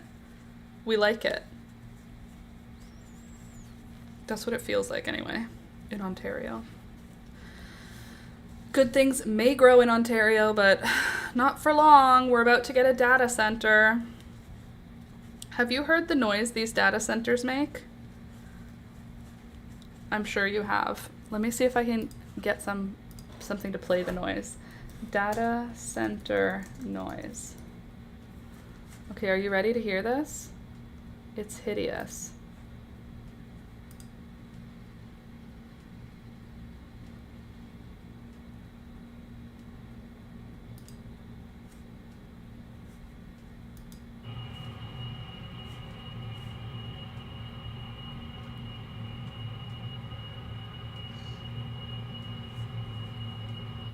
Okay, that wasn't that bad, but it's way bad. It's way worse. It's very loud. Time to start Last Minute Laura Incorporated. Agreed. Last Minute Laura Incorporated. Come live with us on a tiny piece of land. Buy land.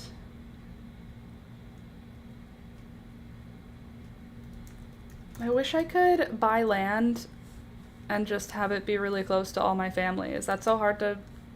Why is there not a perfectly sized 50-acre farm for $300,000 down the street from my sister? I don't understand. It has to exist. My sister lives in a, what's it called? There's urban, there's suburban. She lives in suburban, so there is no farm, but still. Let's see lands and lots for sale.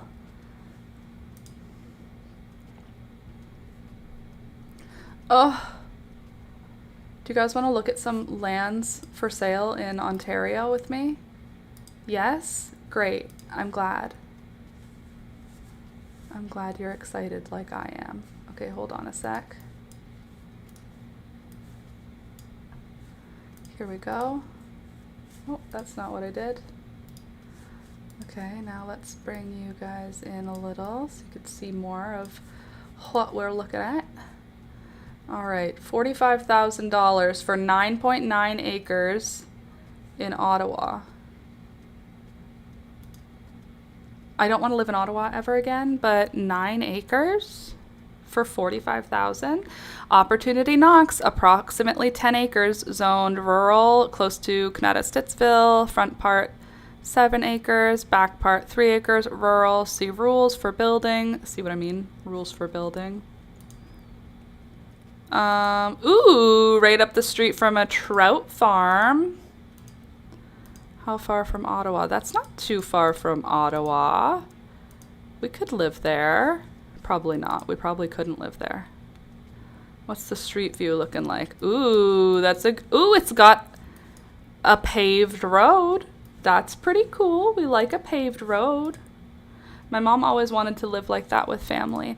Julia and I have been talking about it more and more, being like, it's just like, it would be so much easier for everyone. 6 square foot lot, probably not 6 square feet. Probably not 6 square feet. It's probably bigger than that.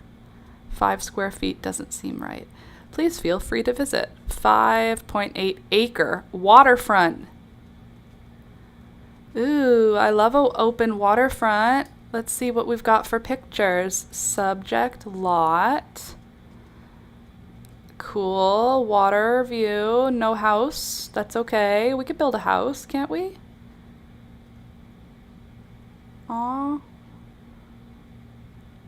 Ooh, that's cool. All the way to the bridge. Anyway, that's an option. I mean, for $30,000, hold on.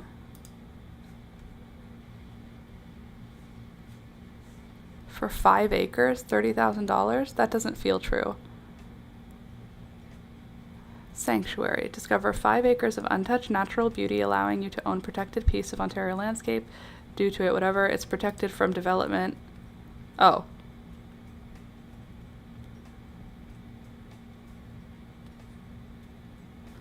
Buyers looking for a low-maintenance land investment or an addition to a nearby estate for expanded privacy.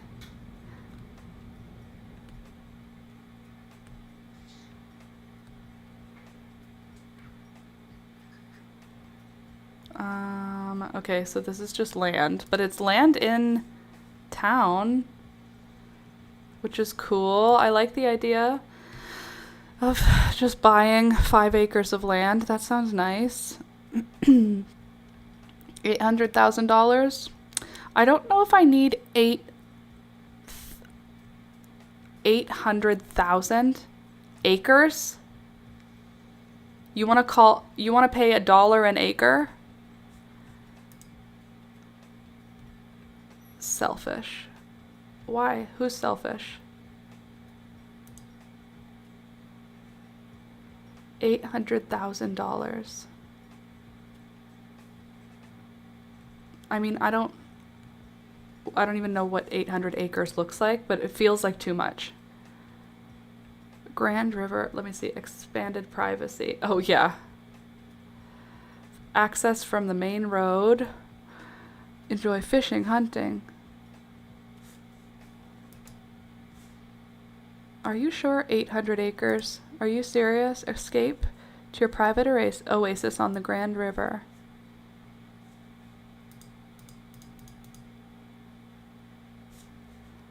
The heck? Okay. 74,000 for a square lot. For a square foot lot. 65,000 for 40 acres. I don't hate 40 acres. I'm not seeing any water. That's not big enough. That's not big enough. Lot. Just a lot. Whatever that is. 9 acres. Let's just look at the super cheap ones. That was fun to look at for me. To look at ones that are like less than, I don't know, 300,000, let's say. I don't even want to look at 300,000s though. Let's look at less than 225. Shall we? I don't want to live in Ottawa. Thank you. Seguin. I don't know if I want to live in Seguin either. 100 acre lot. 100 acres for $65,000. That seems low, don't you think? Unimproved land. First of all, who do you think you are? 100 acres of untouched Canadian wilderness. Love that. No known trails to the property, and access is via unopened road allowance using GPS coordinates. Sellers have never been to the property. Approximately 8 kilometers from Lingham Lake Road. Suitable for recreational purposes only. Lots of wildlife, deer, moose, elk, and more. Seller has never been to the property. Yes, we've mentioned that already. Thank you. Let's see. What do we got here? Just a little square. Just a little bit of land if you want it. Okay, what do we got for 70,000? That's why it's cheap. Yeah, because you can't access it at all. I don't know where Huntsville is. Montague, 65 for 40 acres. I don't know where that is. Why does it look so dry there? 79 acres, 0 acres. I'm gonna need acres for it to make sense for me. Ooh, look at that. Fox Farm Road with all those pretty rocks going on. That means it's in the Ottawa region because these trees and rock faces are Canadian Shield specific, which means we're in the Canadian Shield if we're living here, which means we may have blueberries. Fox Farm Road, I feel like that's close to Maberly if I'm like, I feel like I've seen this road when we drive camping. Fox Farm Road. Where's the map? There you are. Tell me if I'm right. Show me the evidence that I know everything there is to know. Do I? Ha! Literally not at all. Absolutely incorrect. That's far too far. Way too far north. 6 land/lot for sale. 2 acres. Whitestone, Ontario. Whoa, why are you reloading? Star Lake Road, Perry, Ontario. 3 acres, 50 acres. Laura, you need to understand that if it's a cheap price for a lot of acres, it's because you can't get there except by helicopter, okay? You just need to we can't buy that. We're never going to buy, not never. In the next 5 years, we are not going to buy land that does not have road access. So put it out of your mind. Thank you. 1 acre, half an acre, 8 acres. Ooh. Look at is that the lake behind it? No, that was just a power line. I thought it was a power line with a lake. I hate the long and skinny ones. It's not for me. 1 acre frontage cleared for future build, located minutes from Algonquin Park. Too far north. We don't want to live near Algonquin Park, you guys. 49,000? Okay. Quinte West. I don't want to live in Quinte West. Land/lot for sale. Cool. Ooh, 156 acres. Let's guess where it is. It's nowhere. It's in the middle of nowhere. That's how it is. I don't want to live in Carlton Place. I don't want to live in Fisherville. I don't want to live in Ottawa.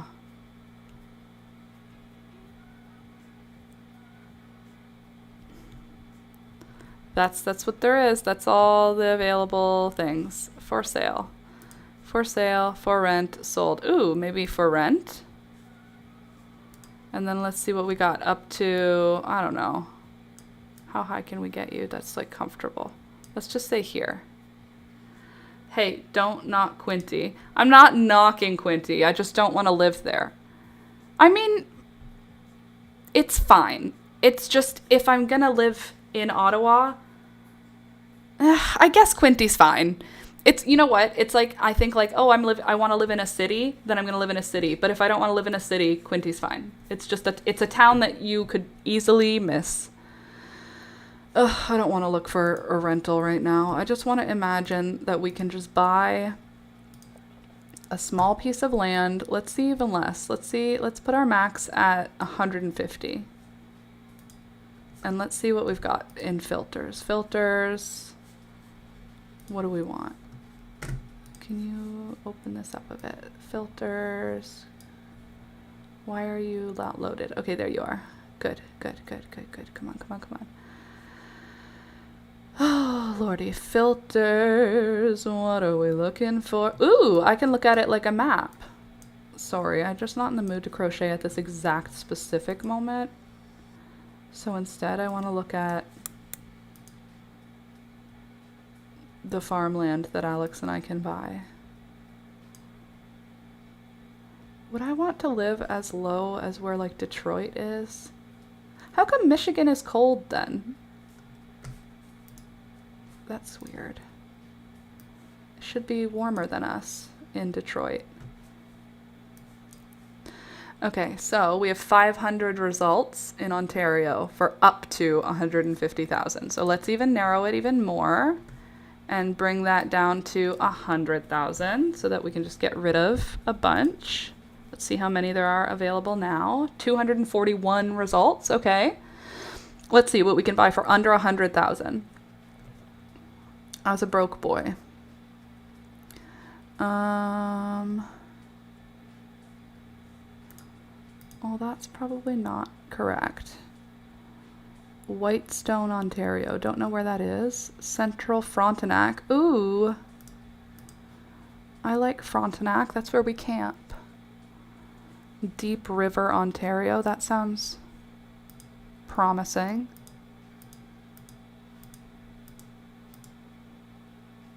Cool. Random piece of land. Who divided these pieces of land up? Not with all the lakes surrounding Michigan. Fair enough.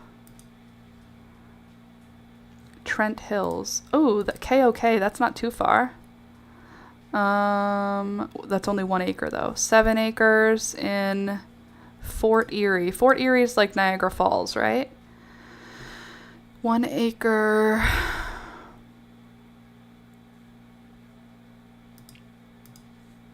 $19 acres. Quinty, Brantford, Fisherville, Ottawa, Otonabee. Where's that? Otonabee. I don't know where Otonabee is.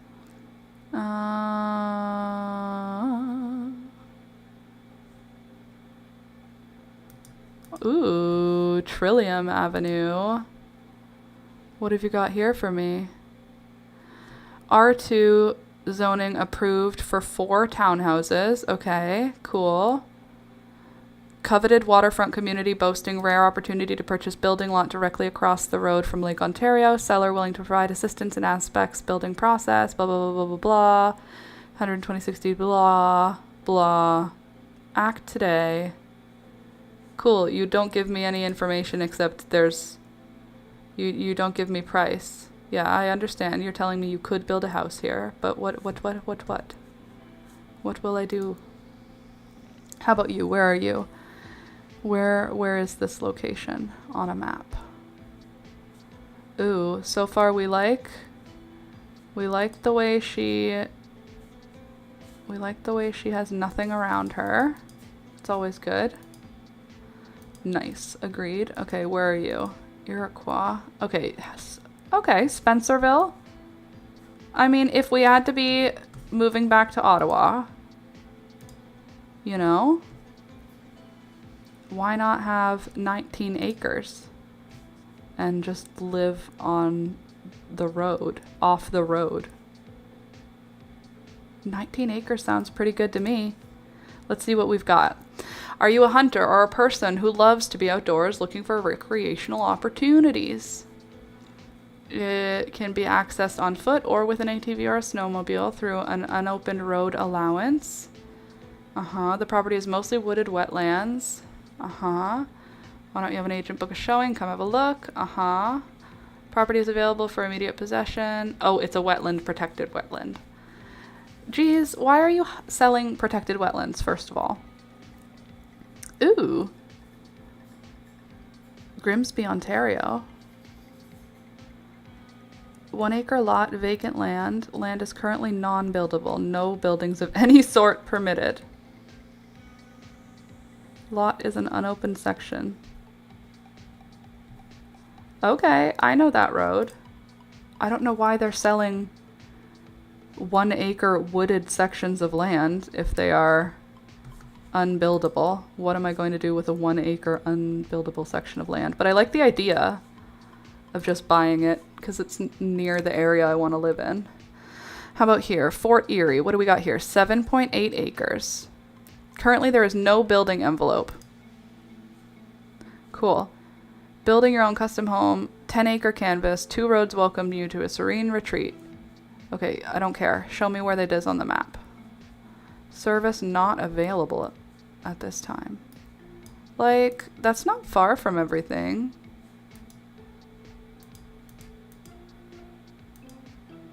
Oh, that's not bad. That's not a bad location at all. Why can I not show you guys this better? There. Sorry, that's not a bad location at all. Like, we're up in this kind of region, right? So it's not like horrible.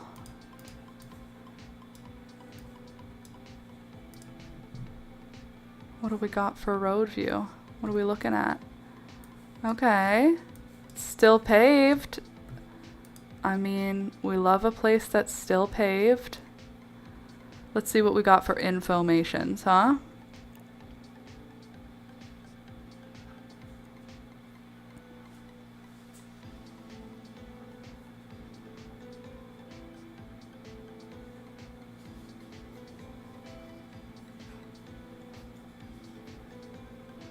Cool. Nice. Very good, very good. Okay, how about you? What do you look like? What's going on here? Luxury. It's a piece of land with a CGI'd house on it. Great. Let's see. 0 beds, 0 baths. That's fine. 5 minutes from Highway 7. I love that.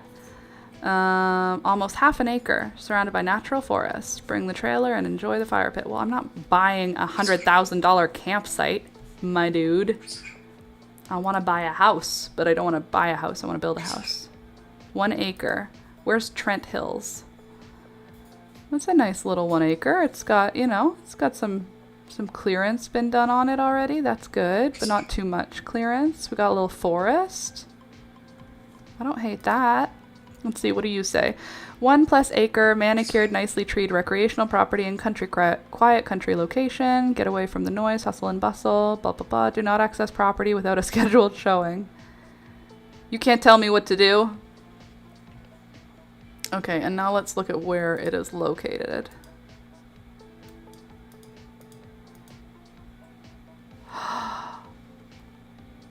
Really? That's actually a sick location. That's like, I think that's where I want to live. Like, not this specific location, but like in my future, I think I want to be between Kingston and Toronto, but no more north than Bancroft. I feel like that's my triangle. So this is technically in my triangle. And the Gummo Road in Trent Hills. Gummo Road. Okay, let's see the road pictures, huh? Because it's got nice trees. See that? Okay, it's got an outhouse, which is super cool, I guess. Probably not developable, if I'm guessing. Is it that whole space? Check out Prince Edward County. Yeah, Prince Edward County is big for cottages now, though, unfortunately. So the price has been a lot more as of late. That's the area I moved from. This, it would be all this treed stuff. That's kind of amazing. To come back here to St. Kitts. Okay, back to listing. That's just a lot of acres, I feel like. Oh, it's 1 acre. I thought it was 10 acres, not this one. 180 days on Zillow. When they say recreational property, that makes me feel like they mean it can't be built on, you know? I know you guys just, I know, I hear you. I hear you and I'm ignoring you. Huntsville. Where's Huntsville? Dominion Road in Fort Erie. $100,000? Oh! Is we were already looking at that, weren't we? Oh, it's not for the cleared zone. It's only for the not cleared zone. Great. Okay. $60,000 for a different area of land in Trent Hills. Okay. 1 acre land. 19 acre land. Let's see. Campbellford, Tweed, Marmora. I love Marmora. Marmora is the town that we always pass through on our way to our camping, and I would just have to get more comfortable saying the word Marmora. I say Marmora, but I think it's probably like Marmora.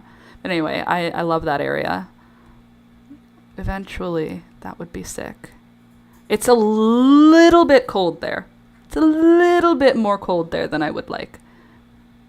40 acres in Fort Erie. Let's see how much 40 acres in Fort Erie is. How about 7 acres? No, I don't want to live on Frontenac. Stouffville? Probably not. Carling?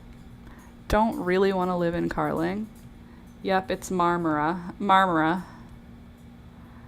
Half of an acre for $25,000. Still don't want to live in Deep River. Milton.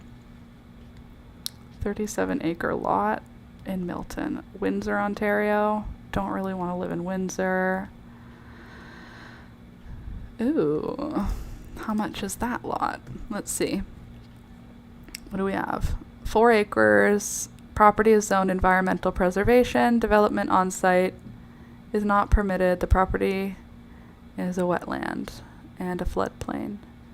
Ugh, too bad. For $60,000 to get 4 acres at this location would be amazing.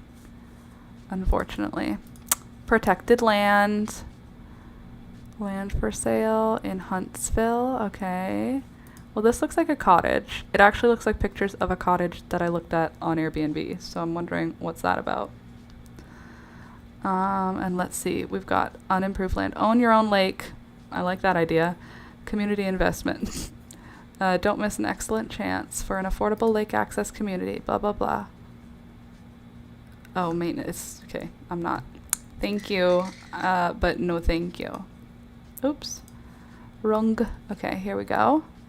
I promise we will do something else eventually, but I'm having a lot of fun, so now you get to be here for this. You know you're from the area when you know how to pronounce it. You typed it faster than me.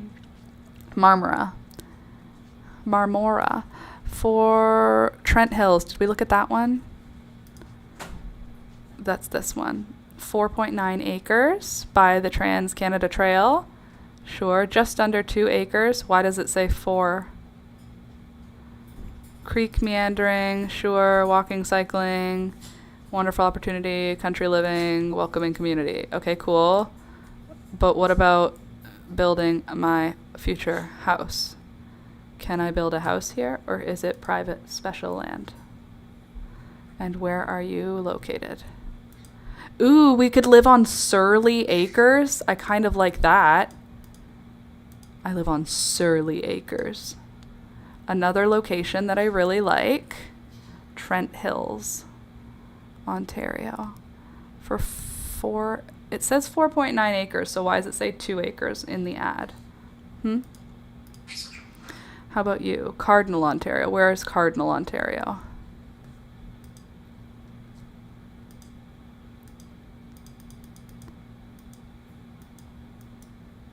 Too far north. Laura does not want to move back to Ottawa. But for 20 acres? Would she move back to Ottawa for 20 acres of woods? It's not a no. It's not a hard no, you know?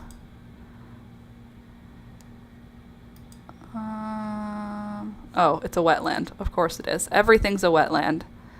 Okay, Fort Erie again. 45 acres. Sure, custom dream home, whatever, whatever. Are you going to tell me how much per acre? No, you're just going to tell me it exists. Thanks. Appreciate you so much. What a kind website. 1 acre lot in Grimsby, Quinte West, Cardinal, Brantford, Fisherville.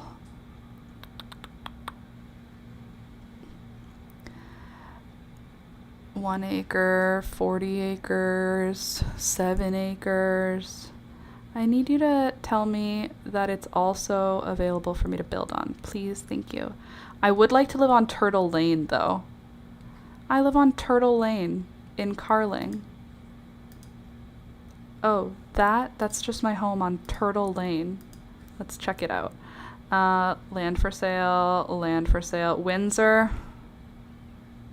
I don't want to live in Windsor. Slot, no. West Lincoln, not available for building, so not helpful for me. But I wish it was, because West Lincoln is sick. 1.7 acres in Marmora. We love Marmora. Frontenac. I do love the idea of a Frontenac lifestyle.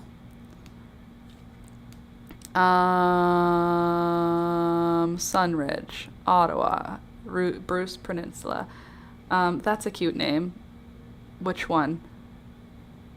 Did I say it recently? Okay, hold on. 89, 79, McKellar, Carlo, Brock. Do I want to live in Brock, Ontario? No, I don't. 1 acre. I need more acres. These are not enough acres, please. I'm going to need more acreage for less money. Thank you. Okay, and 47 acres. Where's Tudor and Cashel? I can't live in Tudor and Cashel. That's not a place. Laurentian Hills. I don't want to live there. Minden Hills.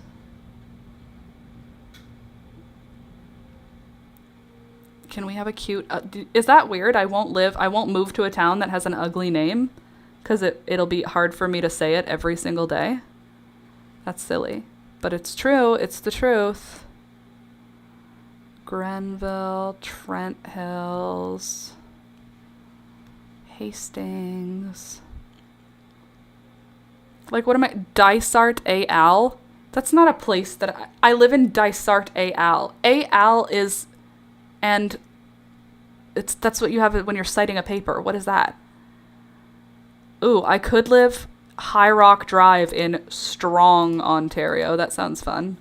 Where do you live? Strong. Seguin? I don't know.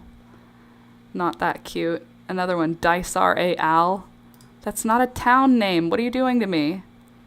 Bracebridge. Do I want to live in Bracebridge? I don't think so.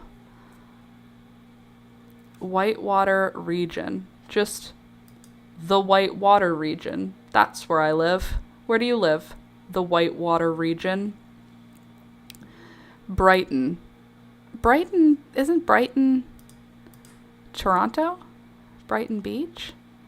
Okay, and then we've got Blind River.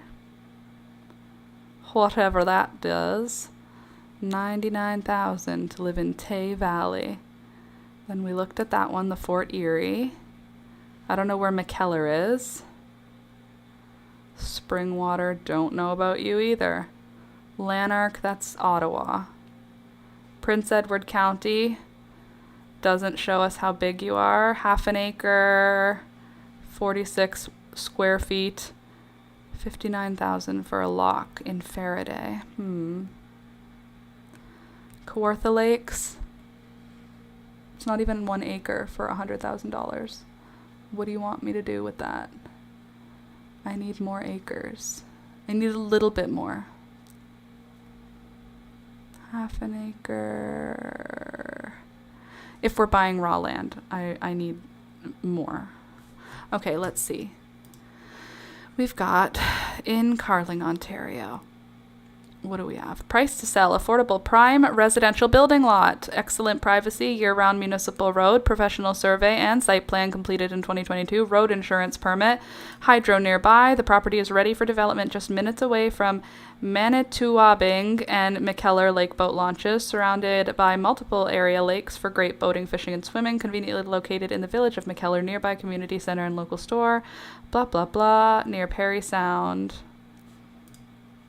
Let's see, what have you got? What do you got for me here? Not like a huge amount of space. How many acres was this one again? Oh, it's just, it doesn't exist. It's not acres.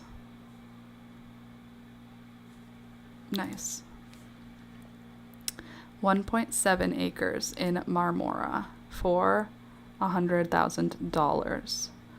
$100,000. Ooh, but look at how close it is to like where people are. Without being like where people are. There's Marmora. Let's see where Silver Lake is. Somewhere near here. There's Round Lake. Where's Silver Lake? Silver Lake is our go-to. Maybe, oh, it's over in Maddock, isn't it? Jarvis Lake. Hello, Silver Lake. It's not this big unlamed thing, is it? No. Huh. Well, I don't care. Anyway, it's in Marmora. And let's see what it looks like from the street view. We like Marmora. Oh, it's like a real road. Oh, it's like a real little place. Back to map. Thank you. Let's have a look if we could get a little closer here. Are you telling me it comes with a house? Why has it got a building on the road?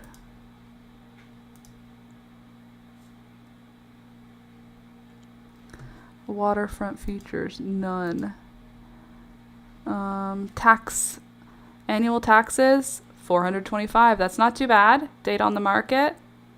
It's been a while on the market. Maybe they'll adjust the price and we could move there. Let's see. Let's find out.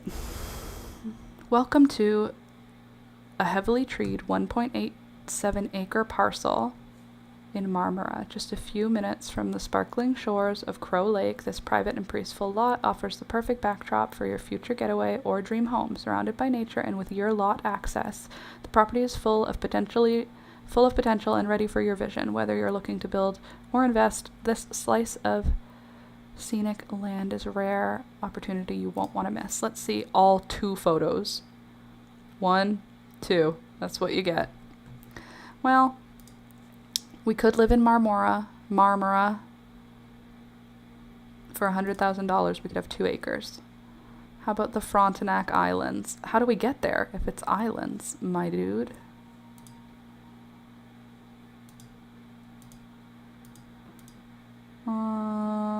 How am I getting to these here Frontenac Islands? Do you want me to take a ferry? Waterfront lot, make your rural escape, bring your tent, build your stairs, and enjoy the beauty of this tiny treed waterfront lot. No, thank you. 89,000 in Strong, Ontario. Where's Strong, Ontario? I just saw a road labeled Muskoka Road. That's a north sort of sign, isn't it? You're giving north. Yeah, no thanks. Good morning, Laura and animals and pets and plants. Laura and everyone and pets and plants. Good morning. Good morning. I want to know where this town's at. Halliburton. I know a Halliburton. Head Lake. Oh, Halliburton, where are you in the world? You seem a little far away. Okay, Halliburton, you say. Sorry I'm late. That's okay. We're shopping for homes if you want to join us. Great location to build your country cottage getaway. Welcome to an affordable building lot just over an acre in a country setting within walking distance to the village of Halliburton. This sloping property is nicely treed and sits on a year-round municipal road less than a kilometer from Highway 118. Enjoy all the amenities of the village. Good cell service, internet, shopping, restaurants, healthcare, and public access to multiple lakes close by. Okay, I'd like to see what's my... Show me my land, please. Show me my future land. No, not the land up close. Show me on the map. Thank you, Jesus. It's quite north. It is a little... She's a bit north. Okay, hold on. We've got...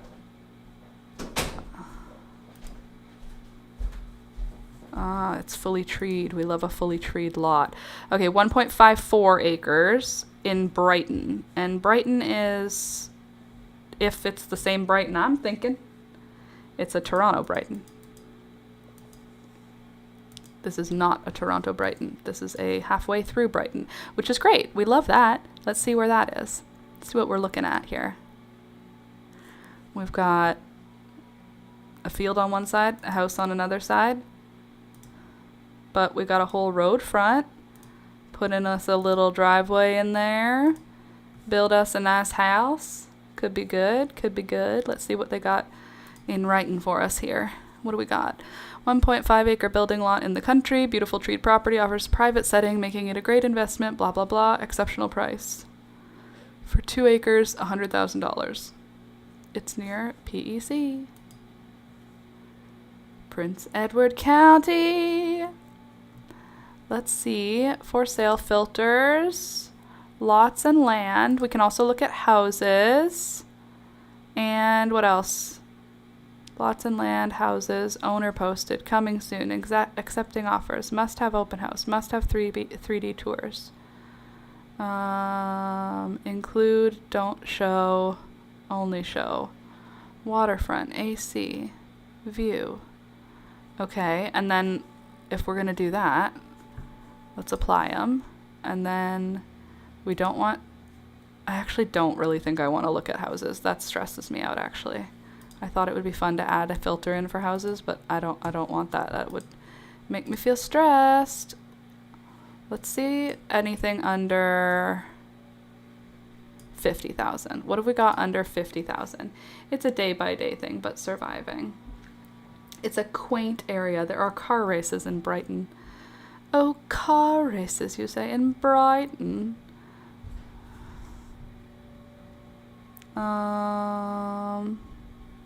Oh, you know what I should do? Filters, and then when it says acres, bedrooms, bathrooms, lot size, minimum,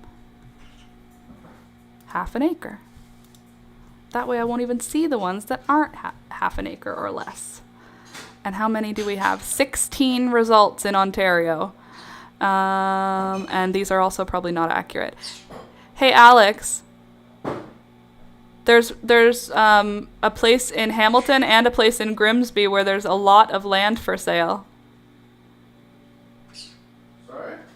There's a place in Grimsby and there's a place in Hamilton that has lots of land. 4.8 acres for 29,000 in Hamilton.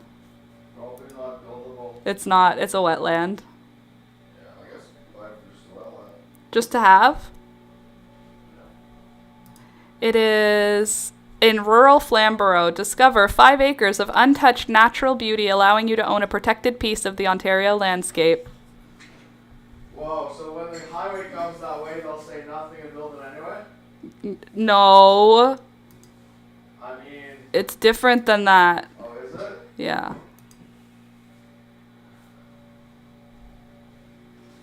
There's no street view. Cool.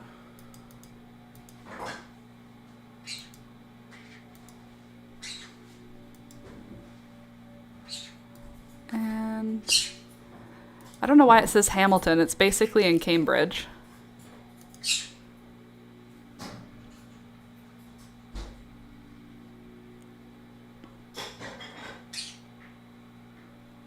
Gravenhurst. There's also something for sale in Marmora. Sorry? The town by Silver Lake. Yeah. There's something for sale there too. Okay. Same, yeah, lots of land. Okay, there, I did it. We looked at houses, or at land. I feel better. Ugh. Now I can get back to crocheting. Shall we?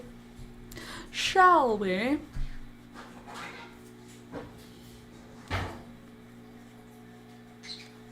So anyway, now that I've distracted myself with a little bit of basically retail therapy, that was like the equivalent of shopping for me.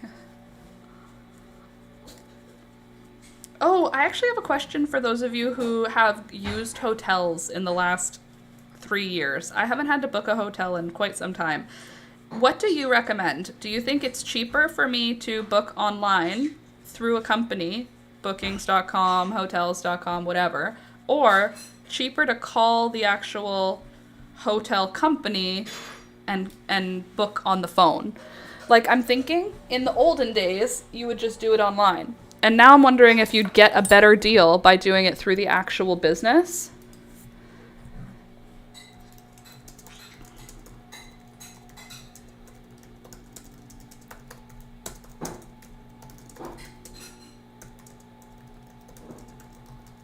Yeah, versus booking online. I want to know if I can get a better deal by calling.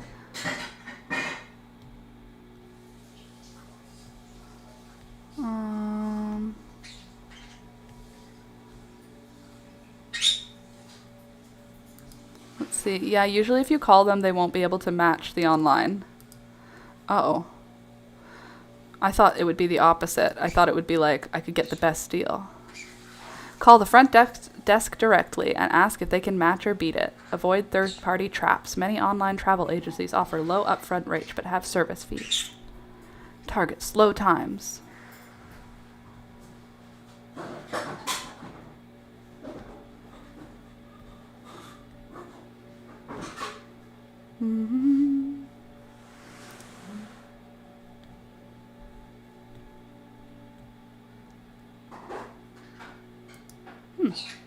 It used to be the opposite. Yeah, that checks out, but I want to, I'm just looking at a quick Google search. And call the hotel and book directly. Even cheaper rates. You can often still land a better deal on your hotel by talking to a human. People are still using Quora. Hey.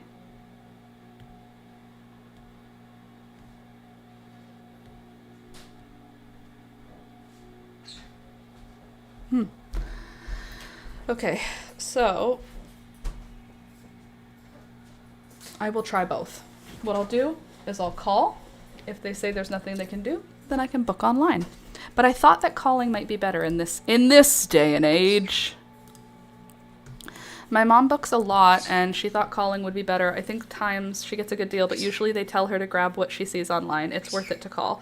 I figure it's worth it to call. The worst case scenario is they can say, why are you calling? Go book online, you weirdo. And then I'll say, I'm sorry, and then I'll go book online, and everything will be okay. Best case scenario. I call, and then she's like, We haven't had someone call here in weeks. Your stay is free. Also, please enjoy these lotto scratch tickets. Just so you know, I already scratched this one and it won $1 million. Congratulations! That's what I think will happen when I call them. They'll say, thank you so much for calling. You made my day. Why don't you stay with us for the week? Bring all of your family and friends. That's what they'll say probably. By the way, thank you for clicking the thumbs up button, guys. If you haven't, click the thumbs up, the like button. Follow if you're on Twitch. Thumbs up if you're on Facebook. I don't know. I'm live streaming on YouTube, Twitch, and Facebook right now. So if you are watching me anywhere, engage with the live stream somewhere. I hope that happens for you. Thanks, Melissa. I hope so too. Hopefully.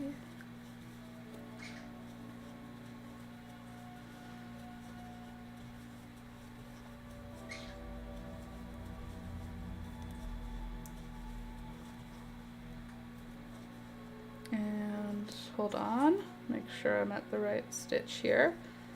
Now I'm in the back loops only. Okay, so I've stopped increasing. So now I have a hole from where we single crocheted over the embroidery hoop, right? Now I'm working with no increases on just this bottom section right here. So this is staying flat. It's just working out straight like this. I did increases on these ones, so they worked up and out, and now I've stopped increasing. So now what's going to happen is this is going to start coming out straight, and this is going to be flat. So it'll sit on the ground like this, and now we're going to move out straight to make kind of like a cave, kind of, sort of. I feel like it's going to be fine. You know? You just have to believe it'll be fine, and then it will.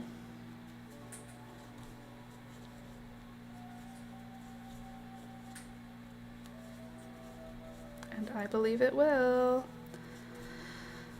Okay. And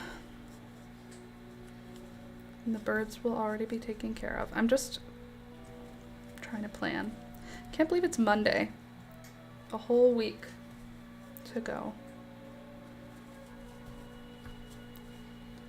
I'm wondering if I should switch to like half double or double crochets.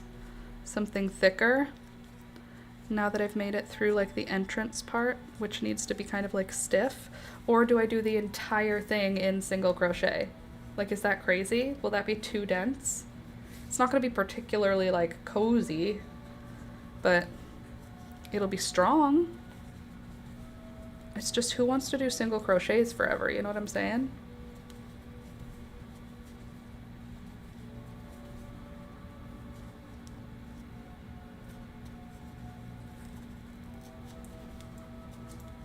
Because the answer is not me. I don't want to be doing single crochets forever. But it does look good. I'll say that. You want to see it up close? Here's the bottom. I'm doing back loops only for the bottom section. So it looks like there's like these straight lines. And then for the rest, I'm just doing single crochets. Can you even see the change? It's okay. I know it's there. Oh, I don't really want to do single crochets anymore. It takes so long. And it makes a thing that's a little stiff and a little bit hard on my wrists. Looking good, thank you. Oops. Okie dokie, artichoke. It's gonna be cool. I think it also might be time to add another strand of yarn in if I switch stitches. Good morning, Laura. What is that you're making? I am making a cat cave. So I embroidered. I single crocheted around an embroidery hoop, and now I'm working in the round. So the embroidery hoop will be the entrance of the cat cave. It'll always stay like circular and up, and then the cave part will be able to kind of collapse, but that way the cat can climb into it. That's the plan. I guess it also could be a very weird neck sweater on someone who has a solid head. Or not a solid head, a movable head. I'm making amigurumi teaching for Ada. An amigurumi, you're teaching her? Isn't she a baby? Or do you mean you're making an amigurumi teacher? She's a baby. What are you doing with her? Making her know things. Alistair can read, guys. Have I told you this? I have told you it. He can read. He's 3. Well, he's almost 4. He turns 4 in September. He turns 4 basically October. The end of September, he turns 4. But he can already fully read. Like 4-letter words. I don't know about 5-letter words, but 4.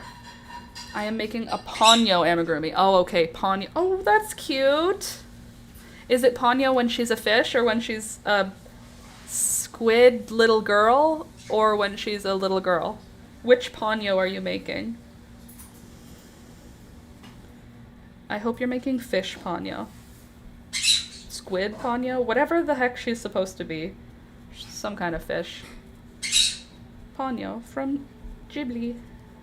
My brain wants to say Ghibli because GH makes a J sound, not Ghibli. Ghibli. Ghibli.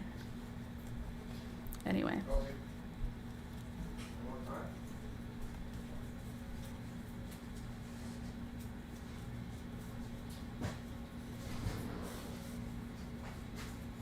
You are such a good dad. Ponyo. Oh, little girl Ponyo. Cute. Alistair hasn't seen any of those movies yet. He has seen Hercules and The Lion King. And I think he saw one of the ones that's scary that he didn't find it scary. What was it? It's not actually scary. It's just when you think about it, you're like, that's got some scary elements. Not Beauty and the Beast. Not...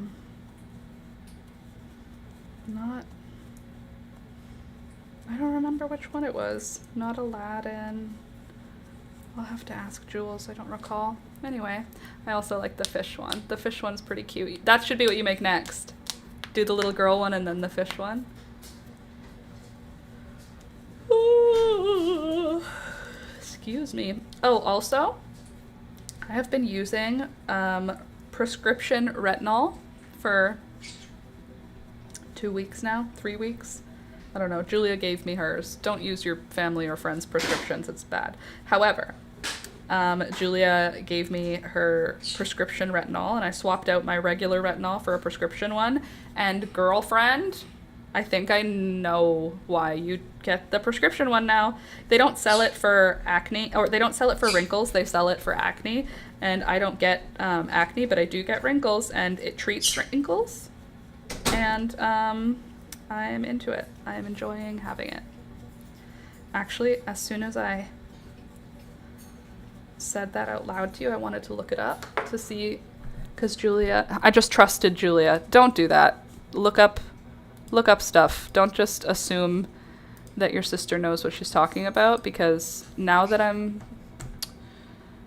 thinking about it a little bit more, I'm feeling a little bit like, I just started putting it on my face. Retin A gel. That's what I'm using.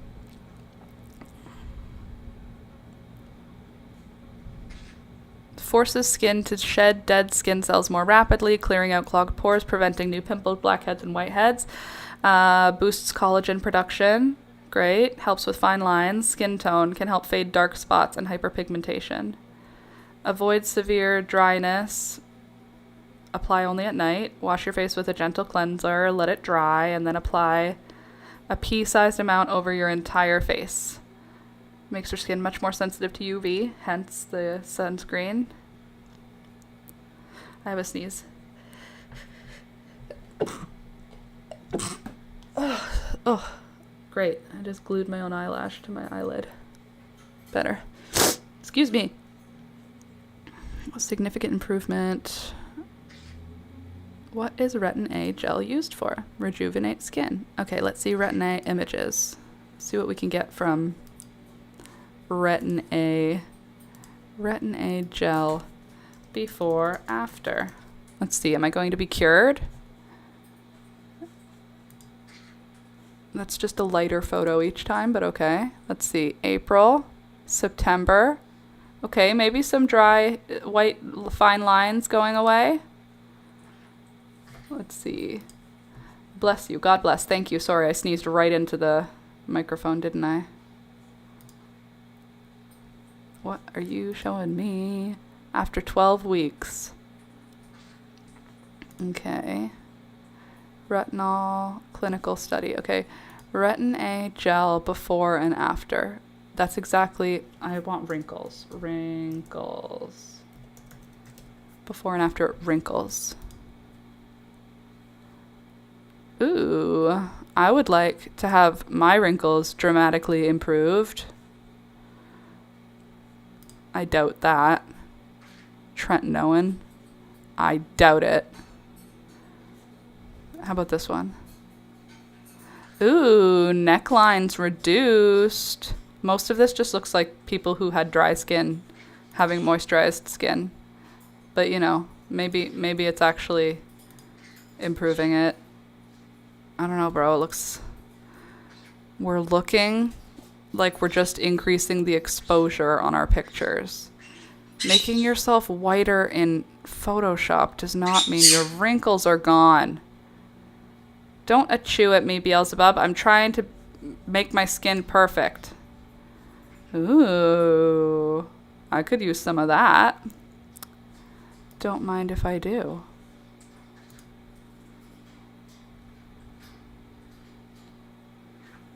I mean, it's alright.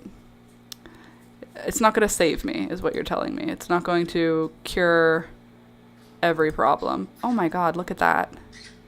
That's a huge improvement.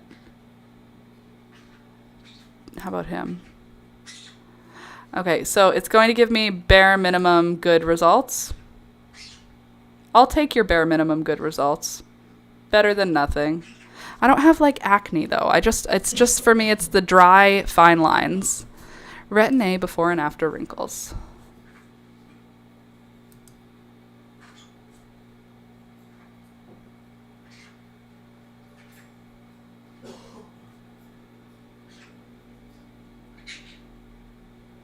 Oh well.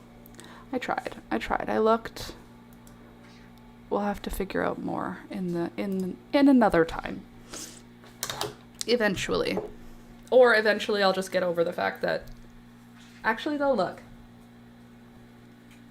It does look better than it did. So I'm going to take it and I'm going to go with it. 11:30 already, friends. What are we going to do with ourselves today?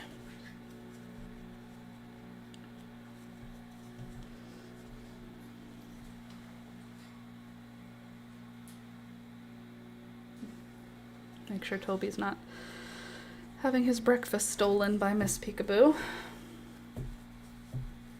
I did have topics. Let's see if I can pull up my notes and see if I have any good discussion topics with you.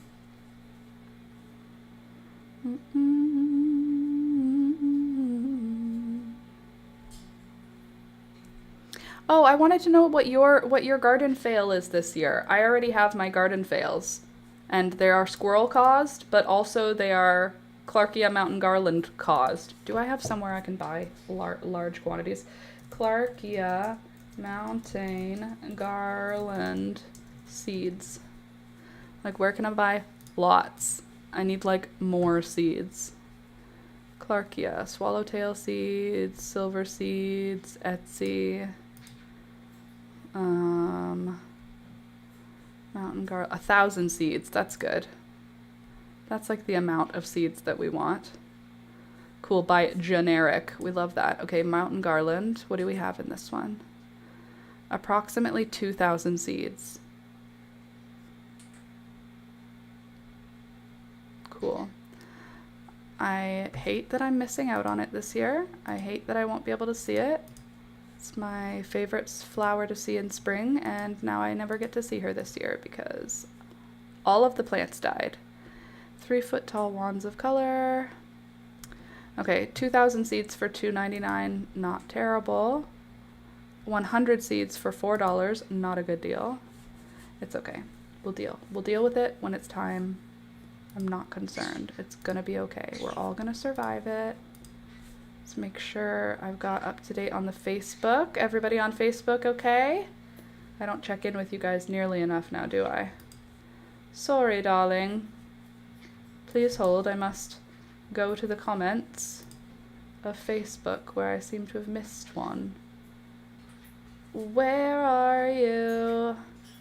This live stream comments. Oh, there you are.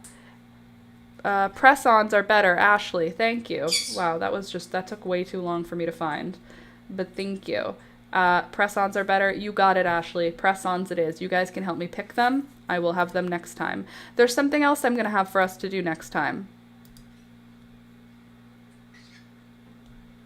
It was going to be fun. Oh, watercolor. We're going to watercolor our summer bucket list. We're going to make a summer bucket list next live stream. Oh, 29 followers. Hi. I have 29 Twitch followers. Hi, everybody on Twitch. Thanks for following. Please click like if that's something that's on Twitch. And if it's not, that's okay. But thank you for being here today.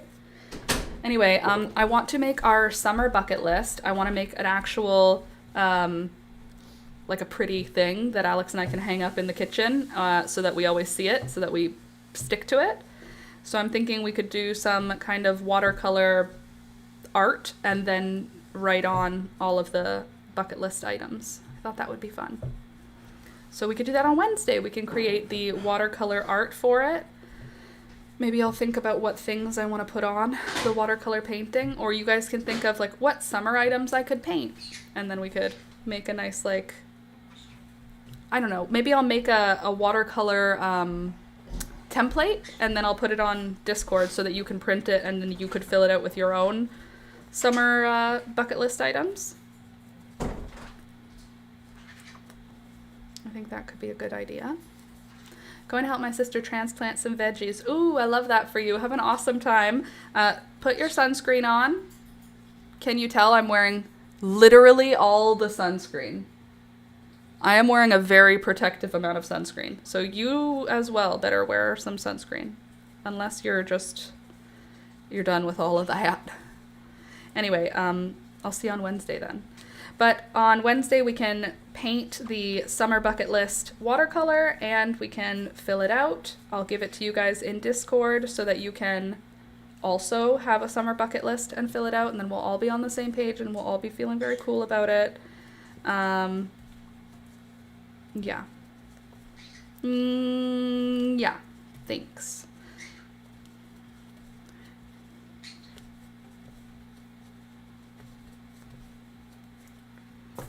Hold on.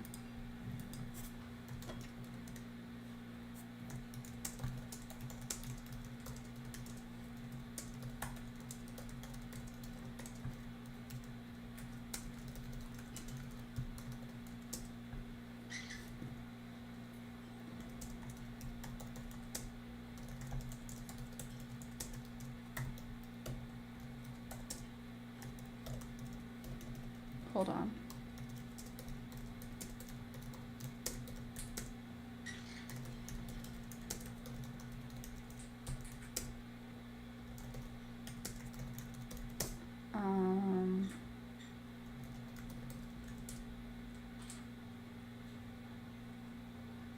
Okay, I think that's... Sorry, I had to think if I needed to add anything. I had to send a message. Okay. Cool. Nailed it. It's 11:40, but I have to pee again. So here's what we're gonna do. What am I gonna do? I'm gonna finish this round, and then if I still have to go pee, which I will, then I'll go pee then. I want to go in my waders. I want to wear my waders, and I want to go fishing. That's on my bucket list. That's important for me. But yes, come back Wednesday for that. I'm here Mondays, Wednesdays, Fridays from 9 a.m. until 12 p.m. I'm a 65-year-old. Yeah, I said unless you're past that because I knew in my heart already. Olive-skinned lady. We used to go out in the summer slathered in baby oil and fry. I'm good. Yep, that's my mom's the same way. Her skin is now terracotta. That's literally the color that I see on her skin because she's like me. She's like red toned. So her skin, my grandpa was the same way. When he tanned, his skin developed into what my mom's skin is like now, and it's like terracotta. It's like this beautiful burnt orange, and it's not burnt orange. It's terracotta. She looks like terracotta. And nowadays, you'd go, oh no, wear sunscreen, but there's no going back on 65 years of frying in baby oil. So totally, I get it. As long as you see a dermatologist once in a while to make sure that you don't have any skin cancers developing, you're good. Do people... This sounds ignorant. Do people in developed countries die from skin cancer? Or is it always caught? Does skin cancer kill people in the developed world? I know you don't call it developed world anymore, but whatever. Skin cancer does kill people. While highly treatable when caught early, malignant melanoma remains potentially deadly, and certain non-melanoma skin cancers, like advanced squamous cell carcinoma, can also be fatal if left untreated. An estimated 8,510 people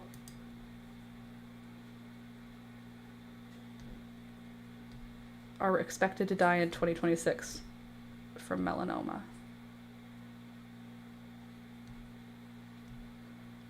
$2,000 to $8,000 annual deaths. Predominantly among immunocompromised individuals and those who delay treatment. Okay.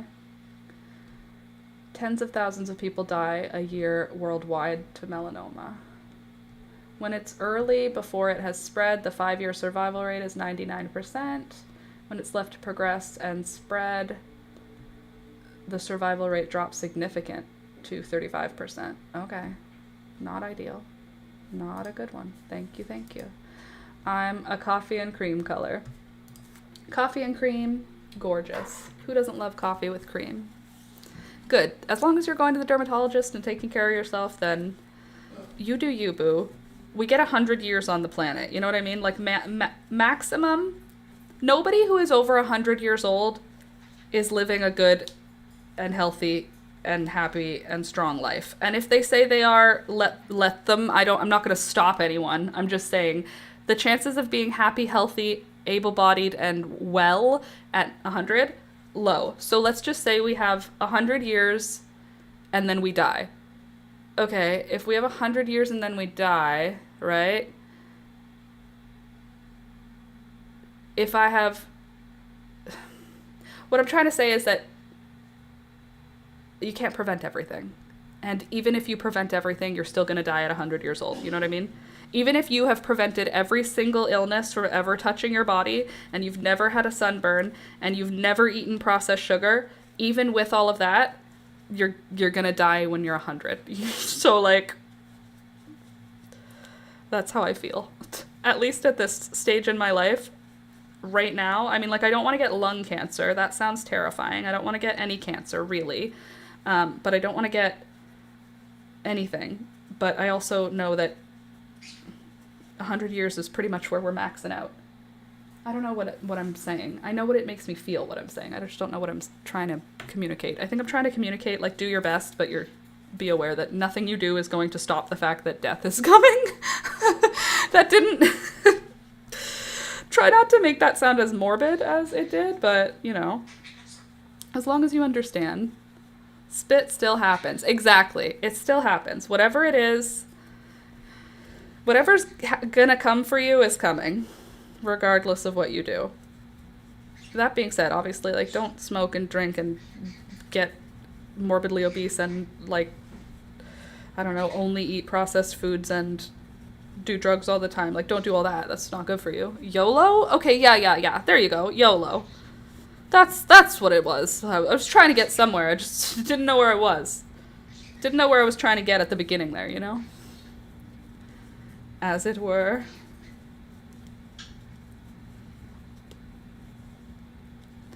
Okay, so now that it is 11:45, I have an idea for what we can do for the last 15 minutes. Because you have to wait 15 minutes, did you know? Before going outside. After, oh, ouch, ouch.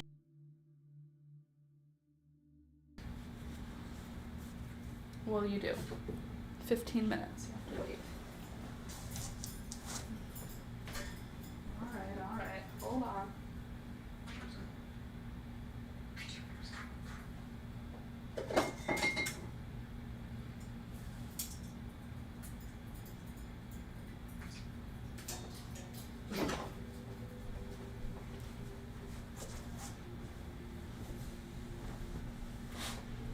We ain't getting out alive, so eat the cookie. Literally. We ain't getting out alive.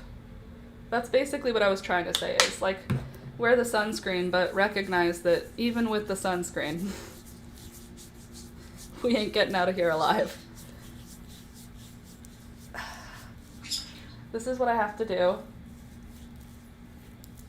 to not turn into a literal tomato lobster. This is the only way. This and, well, wearing long sleeves, which I also do most of the time. I usually have sleeves that go at least to my elbow when I'm outside, but right now I don't want to change, so I'm just gonna wear what I'm wearing.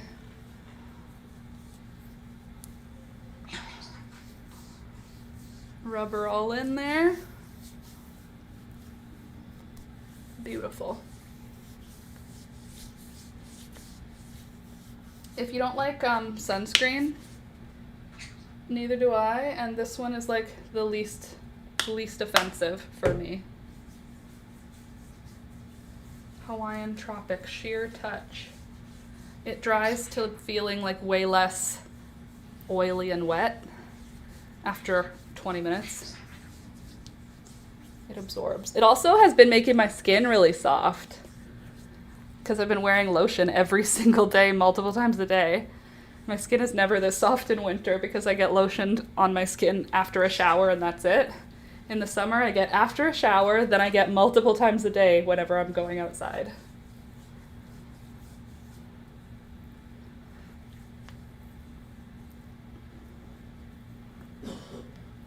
There we go. When will we see rain again? That's the real question. There we go. Nice. Full coverage. Great.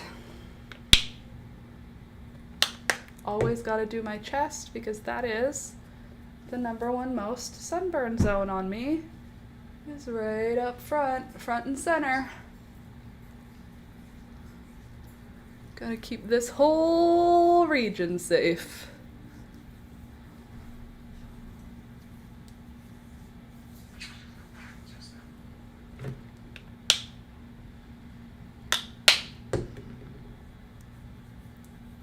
Them collarbones, they're always trying to get a sunburn.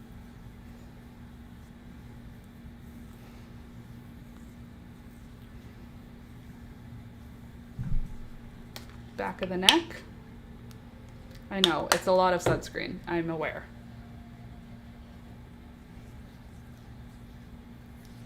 But it's either this or just like years of pain. Just like regular. There we go. And your shoulders and nose. Yes, my shoulders are done.